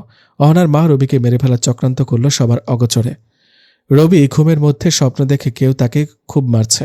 মারতে মারতে রবির মাথা ফেটে রক্ত পড়ছে, জ্ঞান হারানোর মতো অবস্থা। এতক্ষণ কেউ তাকে চোখ বেঁধে মারছে তাই দেখতে পায়নি। যখন মুখের কাপড় খুলে দিল তখন বুঝতে পারে একজন নয়, বরং অনেকে মিলে তাকে মারছে, আর যারা মারছে সবাই জিন। পাশে দাঁড়িয়ে অনেকে কান্না করছে। রবিকে মারতে দেখে সবাই রবিকে ছেড়ে দিতে বলছে, কিন্তু জিনগুলো মেরে যাচ্ছে। হঠাৎ রবি জ্ঞান হারিয়ে ফেলে। একজন জিন বলে ওঠে, ভবিষ্যৎ পরিদেশের রাজা হেরে গেছে, পুরো পরিদেশ চলবে এখন তাদের কথায়। পাশে কান্না করা জিন আর পরীগুলো রবিকে হার না মানতে বলেই যাচ্ছে। রবি হার মানলে পুরো পৃথিবীর রাজ্য ধ্বংস হয়ে যাবে। রবি ব্যথায় চিৎকার করছে। রবির চিৎকার শুনে পাশের রুম থেকে আপু চলে এলো। দরজা খুলে দেখে রবি ঘুমের মধ্যে চিৎকার করছে। আপু রবিকে হালকা ধাক্কা দিয়ে ডাকতেই সে লাফিয়ে ওঠে। ঘুম ভেঙে যায় তার। আপু জিজ্ঞেস করে, এত চিৎকার কেন করছে? তখন রবি স্বপ্নের কথাগুলো আপুকে বলে। আপু এত চিন্তা না করতে বলে। ভার্সিটিতে যাচ্ছে রবি আর রাশেদ। হঠাৎ রিক্সা থেমে গেল। রিক্সাওয়ালা অনেক অবাক হয়ে গেল। সে তো রিক্সা থামায়নি, তাহলে রিক্সা থেমে গেল কেন? রিক্সার চারপাশে তাকিয়ে দেখে কোনো কিছুর সাথে চাক্কা আটকে গেল নাকি, কিন্তু সেখানেও কিছু দেখল না। রিক্সাওয়ালা আবার রিক্সা টানতে টানতে রিক্সা বিন্দু পরিমাণও নড়াচড়া করছে না। রাশেদ রবির দিকে তাকিয়ে রইল, কারণ রাশেদ যা দেখে না তা তো রবি দেখে। হঠাৎ রাশেদ রবিকে উপরের দিকে উঠতে দেখে ভয় পেল। হঠাৎ করেই আবার রবি অদৃশ্য হয়ে গেল। কেউ তার মুখ বেঁধে কোথাও নিয়ে গেছে। রবি বুঝতে পারল নিশ্চয়ই কোনো জিন বা পরী তাকে তুলে নিয়ে আসছে। রবির মুখে স্বপ্নের মতো কাপড় দিয়ে বাঁধছে। একটু পর কাপড় খুললে অহনার মাকে সামনে দেখতে পায়। রবি বুঝতে পারল অহনার মা তাকে তুলে নিয়ে আসছে। রবি অহনার মাকে দেখে বলল, আপনি আমাকে তুলে নিয়ে এসেছেন? হ্যাঁ, আমি তুলে এনেছি, আর তোমাকে এখানে মেরে ফেলব। আমার মেয়ের জীবন থেকে তোমাকে সরিয়ে দেব। আন্টি কি বলছেন এসব? অহনা আমাকে ভালোবাসে, আর আমিও তাকে ভালোবাসি। আপনি কেন মেনে নিচ্ছেন না আমাদের? কারণ আমার ইচ্ছা ছিল আমার ভাইয়ের ছেলের সাথে অহনার বিয়ে দেব, কিন্তু তোমার কারণে সেটা হচ্ছে না। তুমি না থাকলে অহনা আমার ভাইয়ের ছেলেকে বিয়ে করবে। আমি বেঁচে থাকতে অহনাকে অন্য কারো হতে দেব না, তাই তো তোমাকে মেরে ফেলব। অহনার মা কিছু একটা ইশারা করতে রবি বুঝতে পারল তার গলায় খুব ধারালো কিছু দিয়ে আঘাত করা হয়েছে। হঠাৎ রবি পড়ে গেল, তার গলা দিয়ে প্রচুর রক্ত বের হচ্ছে।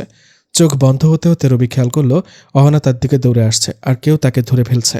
অহনা খবর পেয়ে ছুটে আসে রবিকে তার মায়ের হাত থেকে বাঁচাতে, কিন্তু এসে দেখে রবির গলায় অদৃশ্য বস্তু দিয়ে আঘাত করেছে, যার কারণে রবির গলা দিয়ে রক্ত বের হচ্ছে, আর রবি মাটিতে পড়ে যাচ্ছে।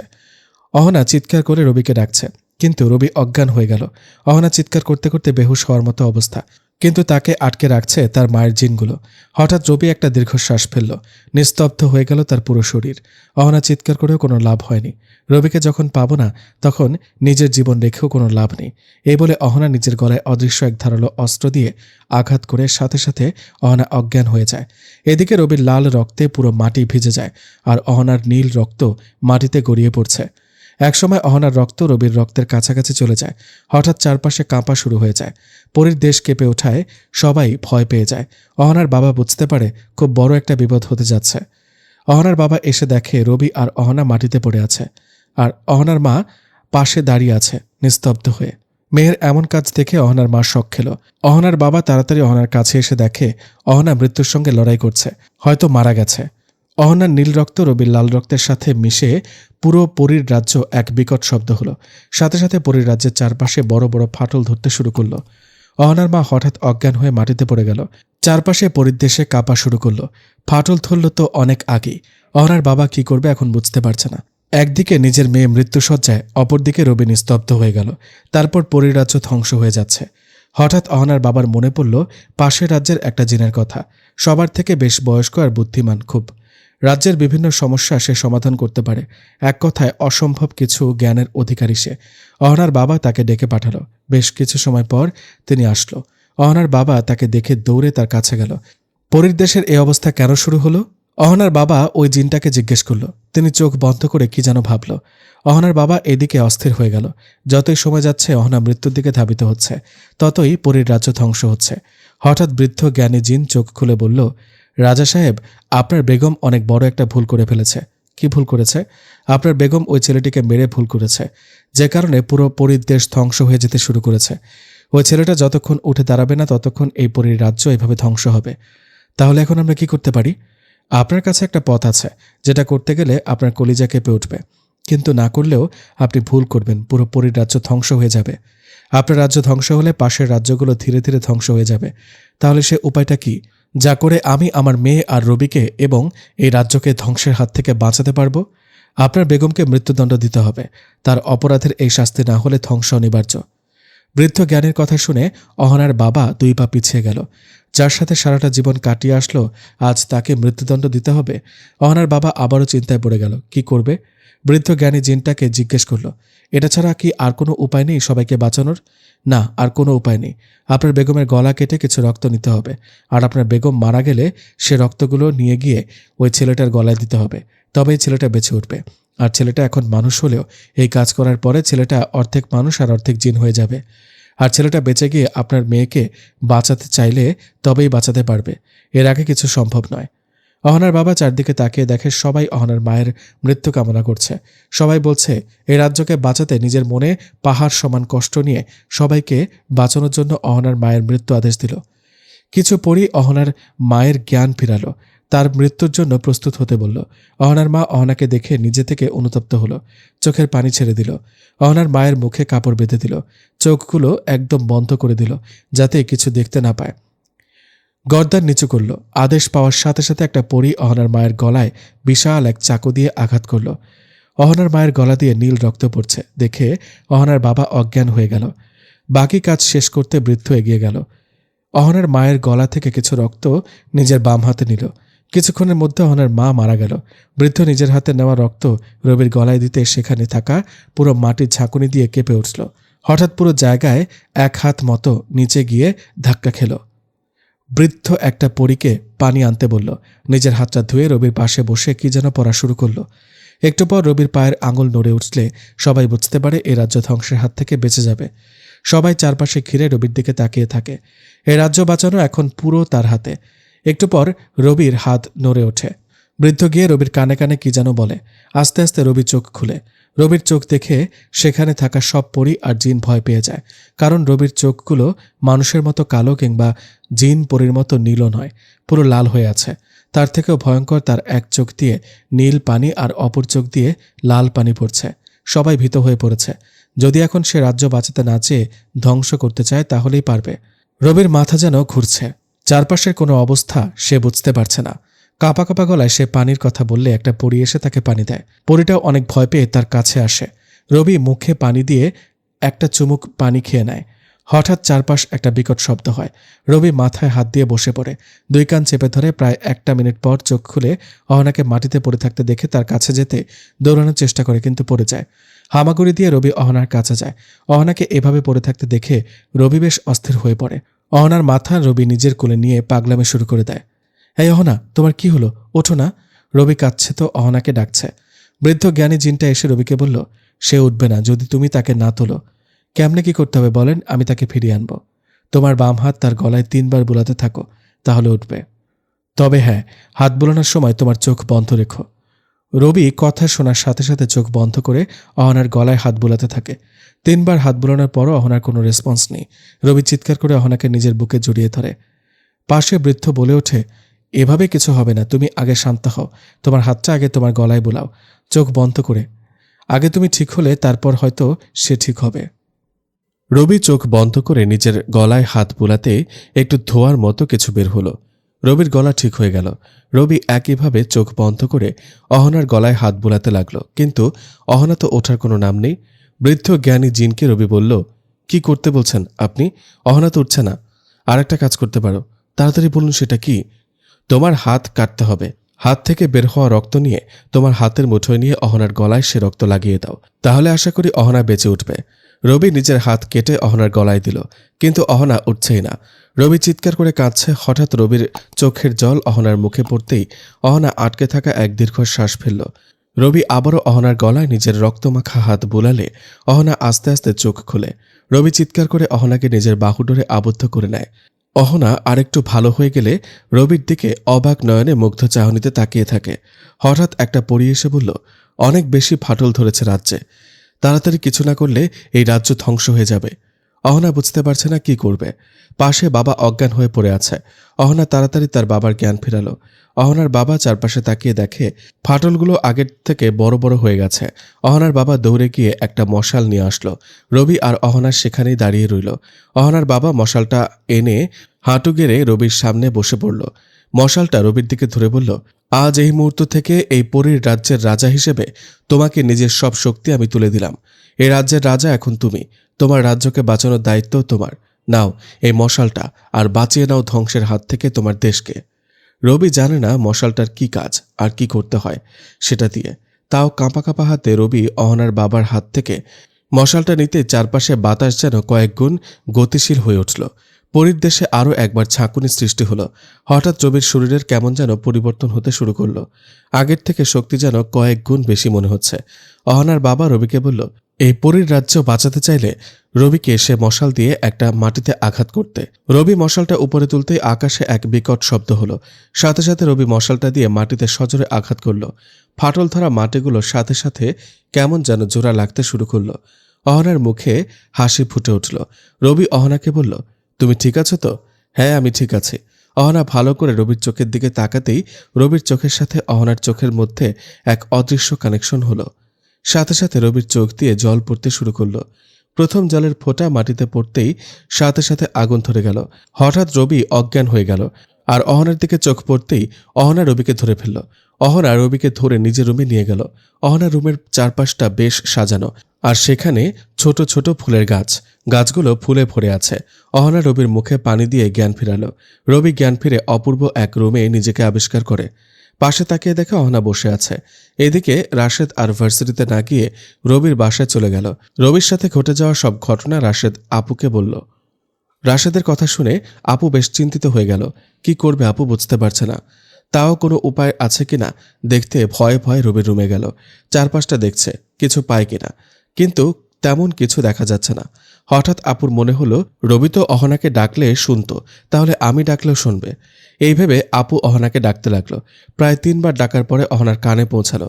আপু ডাকছে আর চারপাশে দেখছে, কখন আসবে সে অপেক্ষা করছে। এদিকে অহনা শুনতে রবিকে বলল, রবি, আপু ডাকছে। আমি এখানে আসার পর থেকে এখানকার এই সময় পর্যন্ত কতক্ষণ হবে? অহনা ভেবে বলল, হবে 4 ঘন্টার মতো। তাহলে তো কোনো সমস্যা নেই, চলো পৃথিবীতে যাই। আপু নিশ্চয় অনেক চিন্তা করছে। ওকে চলো। তবে একটা কথা, মাথা নিচু করে বলল। কি কথা? তুমি এখন পুরোপুরি মানুষ কিংবা জিন নয়। মানে? তোমাকে বাঁচাতে গিয়ে তুমি অর্ধেক মানুষ আর অর্ধেক... কি? এটা কি করলে তুমি? আমি কিছু করিনি, তোমাকে বাঁচাতে এটা করতে হলো। তাহলে এখন কি হবে? কিচ্ছু হবে না, তুমি যেমন ইচ্ছে তেমন চলতে পারবে। মানুষের মতো চাইলে মানুষের মতো, পরীর দেশের রাজার মতো চাইলেও চলতে পারবে। সেটা তোমার ইচ্ছে। কিভাবে কি করব তা তো আমি জানি না। চিন্তা করো না, সেসব আমি তোমাকে বলে দেব। আর এসব জিনিস তুমি নিজে থেকে করতে পারবে যদি চেষ্টা করো তো। ওকে, তাহলে তুমি আমাকে কিছু থিওরি বলে দাও, যাতে আমি পৃথিবীতে চলতে কোনো সমস্যা না হয়। অহনা রবিকে বেশ কিছু উপায় বলে দিল।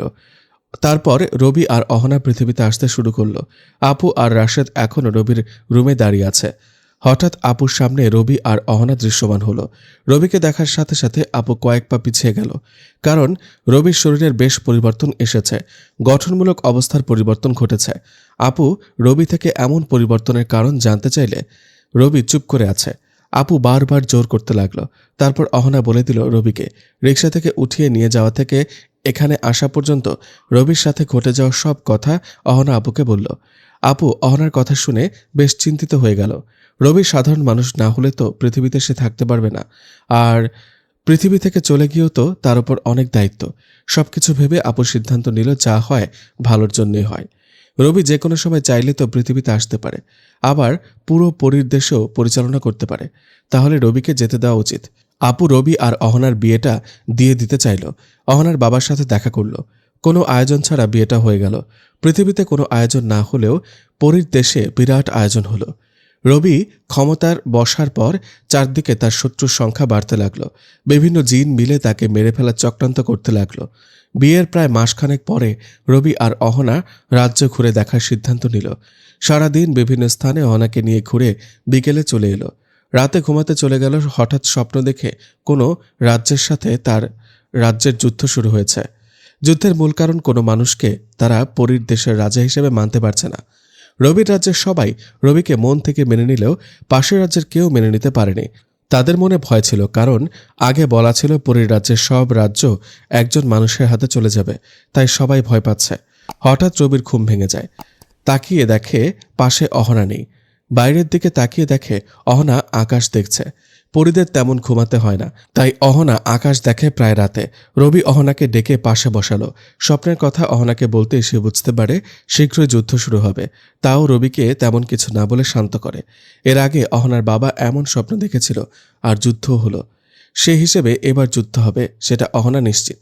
অহনা রবির কাঁধে হাত দিল আর চিন্তা না করতে বলল। পরদিন সকালে অহনা সেনাপতিকে সৈন্য প্রস্তুত করতে বলল। রাজ্যের সবাই ভয় পেয়ে গেল। অহনা হুঁশিয়ারি দিল, কেউ তাদের রাজ্যে আক্রমণ করতে চাইলে তারাও ছাড় দেবে না, বরং যারা এই রাজ্য আক্রমণ করবে তাদের রাজ্য দখল করব। অহনার এমন হুঁশিয়ারি যেন সবার জন্য বিপদ হয়ে দাঁড়ালো। জলপরীর রাজা অহনার এমন হুঁশিয়ারিতে ক্ষেপে গিয়ে তারাও সৈন্য প্রস্তুত করতে বলল আর রবির রাজ্য আক্রমণ করার সিদ্ধান্ত নিল। রবির কানে এই খবর পৌঁছালে সেও যুদ্ধের জন্য প্রস্তুতি নেয়। কখন যে যুদ্ধ শুরু হয় তা কেউ বুঝতে পারে না। হাজারো চিন্তা মাথায় নিয়ে অহনা আর রবি রাতে ঘুমাতে গেল। রবি অহনাকে বলল, আচ্ছা, জিনপরীদের সব থেকে দুর্বল দিক কোনটা? মানে যেটা দ্বারা তারা দুর্বল হয়ে যুদ্ধে পরাজয় মেনে নেবে? খুব বেশি নয়, মাত্র একটা দুর্বল দিক আছে, আর তা হলো শত্রুর হাত থেকে তালোয়ার ফেলে দেওয়া। আমি বুঝতে পারছি না এটা কেমন কথা। চাইলে তো সে তালোয়ার আবার উঠিয়ে যুদ্ধ করতে পারে। না, পারবে না, কারণ কারো তালোয়ার হাত থেকে একবার পড়ে গেলে তালোয়ারটি নষ্ট হয়ে যায়, মানে মাটিতে পড়ার সাথে সাথে মাটিতে মিশে যায়, আর তাই আর উঠাতে পারে না। রবি বলল, যুদ্ধে কি সবাইকে যেতে হয়? পৃথিবীর একটা অদ্ভুত নিয়ম, সৈন্যরা যুদ্ধ করবে আর রাজা রাজপ্রাসাদে বসে দেখবে, কিন্তু এখানে সেটা হয় না। রাজা যতক্ষণ যুদ্ধে যাবে না ততক্ষণ সৈন্যরা যুদ্ধ করবে না। রবি বলল, তার মানে রাজাকে যুদ্ধক্ষেত্রে অবশ্যই থাকতে হবে? হ্যাঁ, আর একটা কথা, সেটা হচ্ছে শত্রুপক্ষের কোনো সৈন্য রাজার গায়ে হাত তুলতে পারবে না। সৈন্য লড়াই করবে সৈন্যের সাথে, সেনাপতি লড়াই করবে সেনাপতির সাথে, আর রাজা লড়াই করবে রাজার সাথে। তার মানে যদি যুদ্ধ হয় তাহলে আমাকে যুদ্ধক্ষেত্রে যেতে হবে? হ্যাঁ। তাহলে তো আমাকে বিভিন্ন যুদ্ধের কৌশল জানতে হবে। সেনাপতি সেটা তোমাকে শেখাবে। কাল তুমি সেনাপতির থেকে সেসব শিখে নিতে পারবে চাইলেই। পরের দিন রবি সেনাপতির কাছ থেকে পরিদেশের যুদ্ধের বিভিন্ন কলা কৌশল শিখে নিল। বিকেলের দিকে রবি আর অহনা বসে আছে। হঠাৎ সেনাপতি এসে খবর দিল রবির রাজ্যের কিছু অংশ জলপরীর দেশের রাজা আক্রমণ করছে। অনেক সৈন্য মারা গেছে। খবর পাওয়ার সাথে সাথে রবি দাঁড়িয়ে গেল। অহনা সেনাপতিকে সেখানে থাকতে বলে রবিকে রুমে নিয়ে গেল। রবিকে দাঁড় করিয়ে রেখে অহনা মনে মনে কি যেন পড়া শুরু করলো। হঠাৎ চারপাশে অন্ধকার হতে লাগলো। হঠাৎ বিদ্যুৎ চমকানোর সাথে সাথে অহনা আকাশের দিকে হাত তুলতেই একটা মশাল অহনার হাতে চলে আসলো। সেটা নিয়ে অহনা রবির সামনে বসে পড়ল। রবির দিকে মশাল ধরে বলল, এই মশাল পৃথিবীর সব থেকে শক্তিশালী মশাল।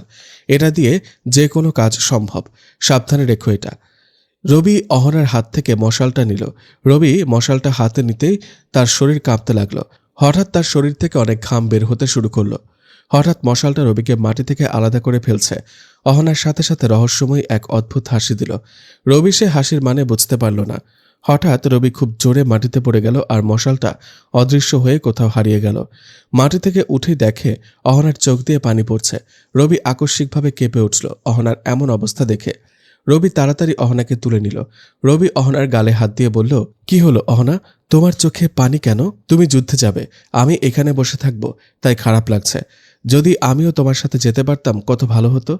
কিন্তু তুমি তো একটু আগে হাসছিলে। ওই মশাল যাতে তোমার কোনো ক্ষতি না করে তাই হাসতে হলো। মানে? ওই মশাল বাবা আমাকে দিয়েছিল, আর দেওয়ার পরে আমার দিকে তাকিয়ে একটা রহস্যময় হাসি দিয়েছিল। আমি সেই হাসির কারণ জানতে চাইলে বাবা আমাকে বলে, কারো হাতে মশালটা দেওয়ার পর যদি তার দিকে তাকিয়ে না হাসি তাহলে মশালটি ক্ষতি করতে পারে, তাই হাসতে হলো। ও, এখানেও একটা রহস্য। আচ্ছা, তুমি চিন্তা করো না, যুদ্ধের মাঠে কেউ আমাকে পরাজিত করতে পারবে না। রবি অহনাকে অনেকক্ষণ বুঝিয়ে অহনার কান্না থামালো।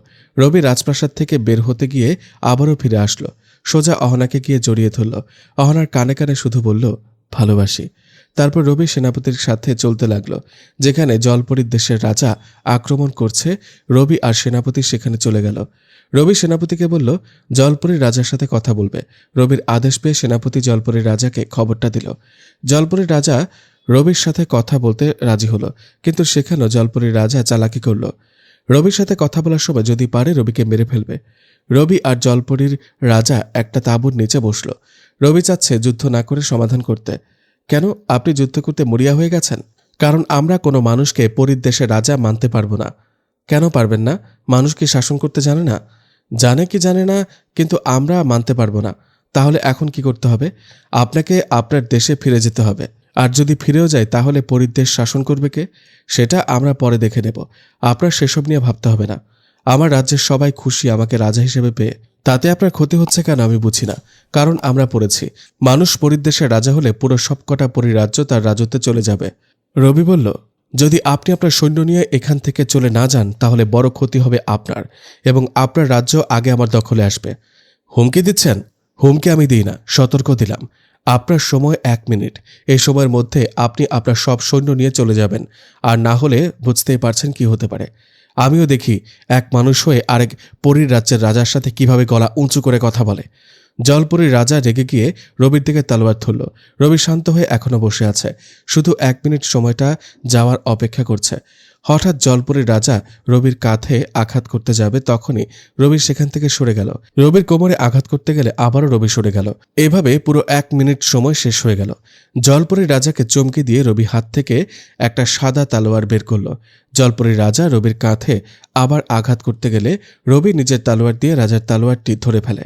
রাজা অনেক চেষ্টা করছে যাতে রবির ঘাড়ে চালিয়ে দিতে পারে, কিন্তু অদ্ভুতভাবে রবির তলোয়ার থেকে আলো বের হতে লাগলো আর রাজার তলোয়ার পুড়ে যেতে লাগলো।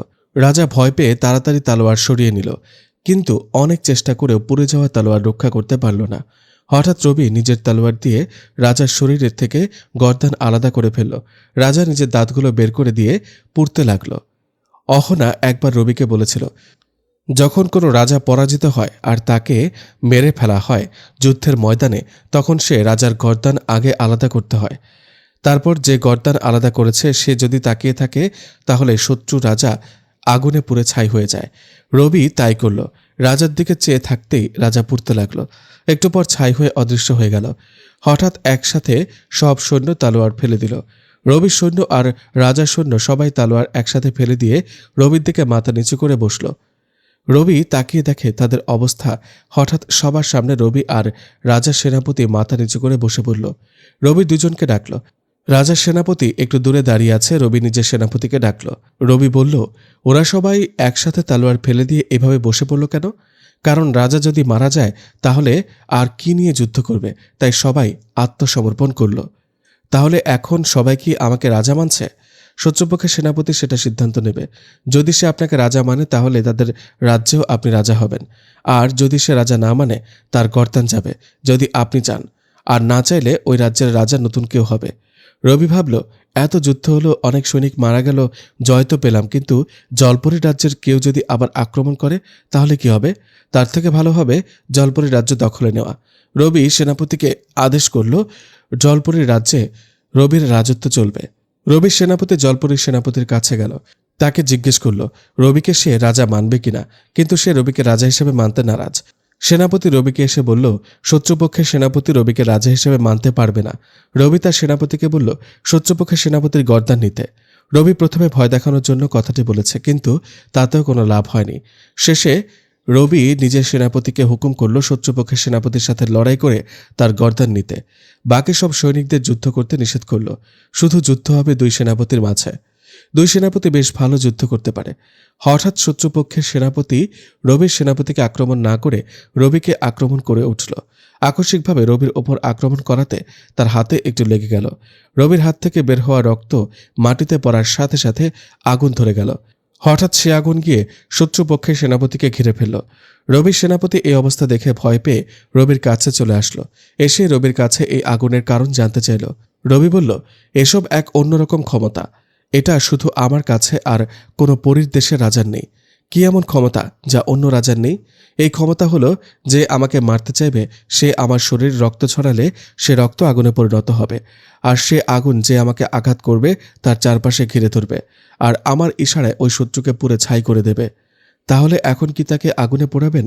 না, সে আমাকে আক্রমণ করে বড় ভুল করেছে, তাই তাকে আপনি এক্ষুনি গর্দান নেবেন। আমি ওর দেহ থেকে গর্দান আলাদা করছি। রবির সেনাপতি গিয়ে জলপরীর সেনাপতির সামনে দাঁড়াতেই জলপরীর তলোয়ার অদৃশ্য হয়ে গেল। আর কিছু সময় দেরি না করে রবির সেনাপতি জলপরীর সেনাপতির গর্দান নিয়ে নিল। রবি যুদ্ধের সব সৈনিককে বলল জলপরীর রাজা হিসেবে রবিকে মানতে। আর কারো সমস্যা আছে নাকি? কিন্তু কেউ উত্তর দিল না। নীরবতা সম্মতির লক্ষণ হলেও রবি ভালোই জানে এরা নীরব, মানে রবিকে তারা মানতে পারছে না রাজা হিসেবে। তাও জোর করে রবি জলপরীর দেশে নিজের আধিপত্য বিস্তার করল। সপ্তাহখানেক পর থেকে জলপরীর সবাই রবিকে ধীরে ধীরে রাজা হিসেবে মানতে লাগলো। রবি বুঝতে পারল আগের রাজা ভালো ছিল না। আরও কয়েক মাস পর জলপরীর রাজ্যের সবাই রবিকে রাজা হিসেবে মেনে নিল। জলপরীর রাজ্যের পুরো নিয়ম পাল্টে ফেলা হলো। সেখানে একটা বিশেষ নিয়ম ছিল, তা হচ্ছে পরীর রাজ্যে যে পরী বিয়ে উপযুক্ত হবে আর সব থেকে বেশি সুন্দরী হবে সে পরী রাজার সাথে এক রাত কাটাবে বিয়ের আগে। রবি এই নিয়ম শোনার সাথে সাথে বাতিল করল। এভাবে আরও অনেক নিয়ম বাতিল করে, যার ফলে সবাই তাকে মন থেকে মেনে নিতে থাকে। দুই রাজ্য এক রাজার হাতে চলে যাওয়ায় পাশের রাজ্যের রাজাগুলো ভয় পেয়ে যায়। রবি এবার জলপরীদের যুদ্ধের কৌশলে শিখে নিল। দুই রাজ্যে এক হওয়ার পর আরও একটা রাজ্যের রাজা রবির উপর আক্রমণ করে। রবি সে রাজ্য নিজের করে নেয়। এভাবে অর্ধেকের মতো পরীর দেশগুলো রবির রাজত্বে চলে আসে। প্রতিটি যুদ্ধের শেষে তাদের রাজ্যের কৌশল রবি শিখে নেয়, যে কোনো সময় কাজে লাগতে পারে বলে। রাতে রবি অহনার পাশে বসে আছে। রবিরও এখন তেমন ঘুমাতে হয় না। বিভিন্ন রাজ্যের ক্ষমতা হাতে নিয়ে তাদের কৌশলগুলো শিখতে শিখতে রবিও তাদের মতো হয়ে গেছে অনেকটা। অহনার পাশে বসে বসে কিছু প্ল্যান করছিল। অবশ্যই অহনাও তা বুঝতে পারে রবির দিকে তাকিয়ে। অহনার প্রাণভ্রমর যেন রবির মধ্যে। রবি ভাবছে, হঠাৎ পৃথিবী থেকে ঘুরে আসার চিন্তা করল। অহনাও রবিকে নিয়ে পৃথিবী থেকে একটু ঘুরে আসার চিন্তা করল। হঠাৎ অহনা বলে উঠল, আচ্ছা, তোমার কি আপুর কথা খুব মনে পড়ছে? অনেক মনে পড়ছে। আর ভার্সিটির বন্ধুগুলোর কথাও মনে পড়ছে। দেখবে তাদের? হ্যাঁ, কিন্তু কিভাবে? সাথে সাথে একটা লাল কাপড়ে কি যেন পরে বাতাস দিল। হঠাৎ লাল কাপড়টা উড়ে গেল সেখান থেকে। আর সেখানে একটা আয়না দেখল রবি, যার মধ্যে একপাশে আপু কি করছে সব দেখা যাচ্ছে, অপরদিকে ভার্সিটি আর ভার্সিটিতে রাশেদ কি করছে, কার সাথে আছে, এমনকি তারা সবাই কি সব কথা বলছে সব শোনা যাচ্ছে। রবি অহনার কাছ থেকে এটা কিভাবে করলো তার কৌশল শিখতে চাইল। অহনা রবিকে শিখিয়ে দিল। পরের দিন রবি আর অহনা আপুর কাছে আসলো। যদিও রবি পরীর রাজ্যে দীর্ঘ সময় ছিল, কিন্তু পৃথিবীতে এই সময়টা মাত্র 1 মাসের। আপু আর রবির সাথে অনেক কথা হলো। হঠাৎ আপু বলল, আচ্ছা, আমি চাইলেই কি পরী হতে পারবো? তুমি কেন পরী হতে যাবে? তখনই রাশেদ কোথা থেকে যেন চলে এলো। আপুর মতো সেও একই কথা বলল। রবি বুঝতে বাকি নেই তারা রবিকে ছাড়া থাকতে পারছে না। শেষে রবি আপু আর রাশেদকে নিয়ে উড়াল দিল পরীর দেশে। দুজনকে সাথে রাখবে রবি। যদি আপু পরী হতে চায় তাহলে রবি আপুকে পরী বানিয়ে দেবে, আর মানুষ হয়ে থাকতে চাইলেও মানুষ রাখবে। রাশেদ, আপু, অহনা আর রবি একসাথে আছে মানে অনেক কিছু। একের পর এক রাজ্য রবি জয় করেই চলেছে। কোনো বাধা তার সামনে আসতে পারে না। সব বাধা যেন তার এটুকু ফুঁ দেওয়ার মতো। রবি হয়ে ওঠে আরও শক্তিশালী, আরও অনেক বেশি ভয়ানক। তার সামনে যে আসে তার পরাজয় ঘটবেই। রবির রাজ্যজয় হয়ে যাচ্ছে। রাতে ঘুমাতে গেলে অহনা হঠাৎ রবির ওপর উঠে বসে। রবি অবাক হয়ে গেল। এভাবে অহনা তার বুকে উঠে বসায়। কি ছোট বাচ্চাদের মতো করছো? আমার একটা জিনিস লাগবে রাজা মহাশয়। কি জিনিস বেগম সাহেবা? আমার একটা ছোট্ট রবি লাগবে। ছোট্ট রবি কই? রবি বুঝতে পারল অহনা কি বুঝাতে চাচ্ছে। কি হলো, কিছু বলছো না যে? ছোট্ট রবি কেন লাগবে তোমার? কেন লাগবে মানে? তুমি জানো না কেন লাগে? আচ্ছা ঠিক আছে, কালকে এনে দেব। কি? কালকে? পরীদের একটা বাচ্চা হতে 2টা বছর লাগে। বলো কি? হ্যাঁ। তাহলে লাগবে না? কি লাগবে না? লাগবে না মানে? কালই আপুকে বিচার দেব তোমার নামে। হ্যাঁ, এখানে আবার আপুকে ডাকার কি আছে? বলো, ছোট রবি এনে দিবে নাকি? আমি তো আর দিতে পারবো না। যদি তুমি চাও তবে ছোট্ট রবি আসার ব্যবস্থা করতে পারি। আমি খুব করে চাই আমাদের একটা বাচ্চা থাকবে। চলো তবে। হ্যাঁ চলো। একটু ওয়েট। কি হলো আবার? আচ্ছা, যে আসবে সে তো তোমার মতো পরী হবে নাকি মানুষ হবে সেটা তো জানি না। সেটা না জানলে তো আমি কিছু করতে পারবো না। সেসব পরে দেখা যাবে, আগে চলো তো। অহনা রবিকে নিজের বুকে আবদ্ধ করে নিল। রবিও খুব শক্ত করে অহনাকে নিজের বুকে আবদ্ধ করে নিল। এভাবেই চলতে থাকুক রবির রাজ্য জয়, আর থেকে যাক অহনার এমন ভালোবাসায়।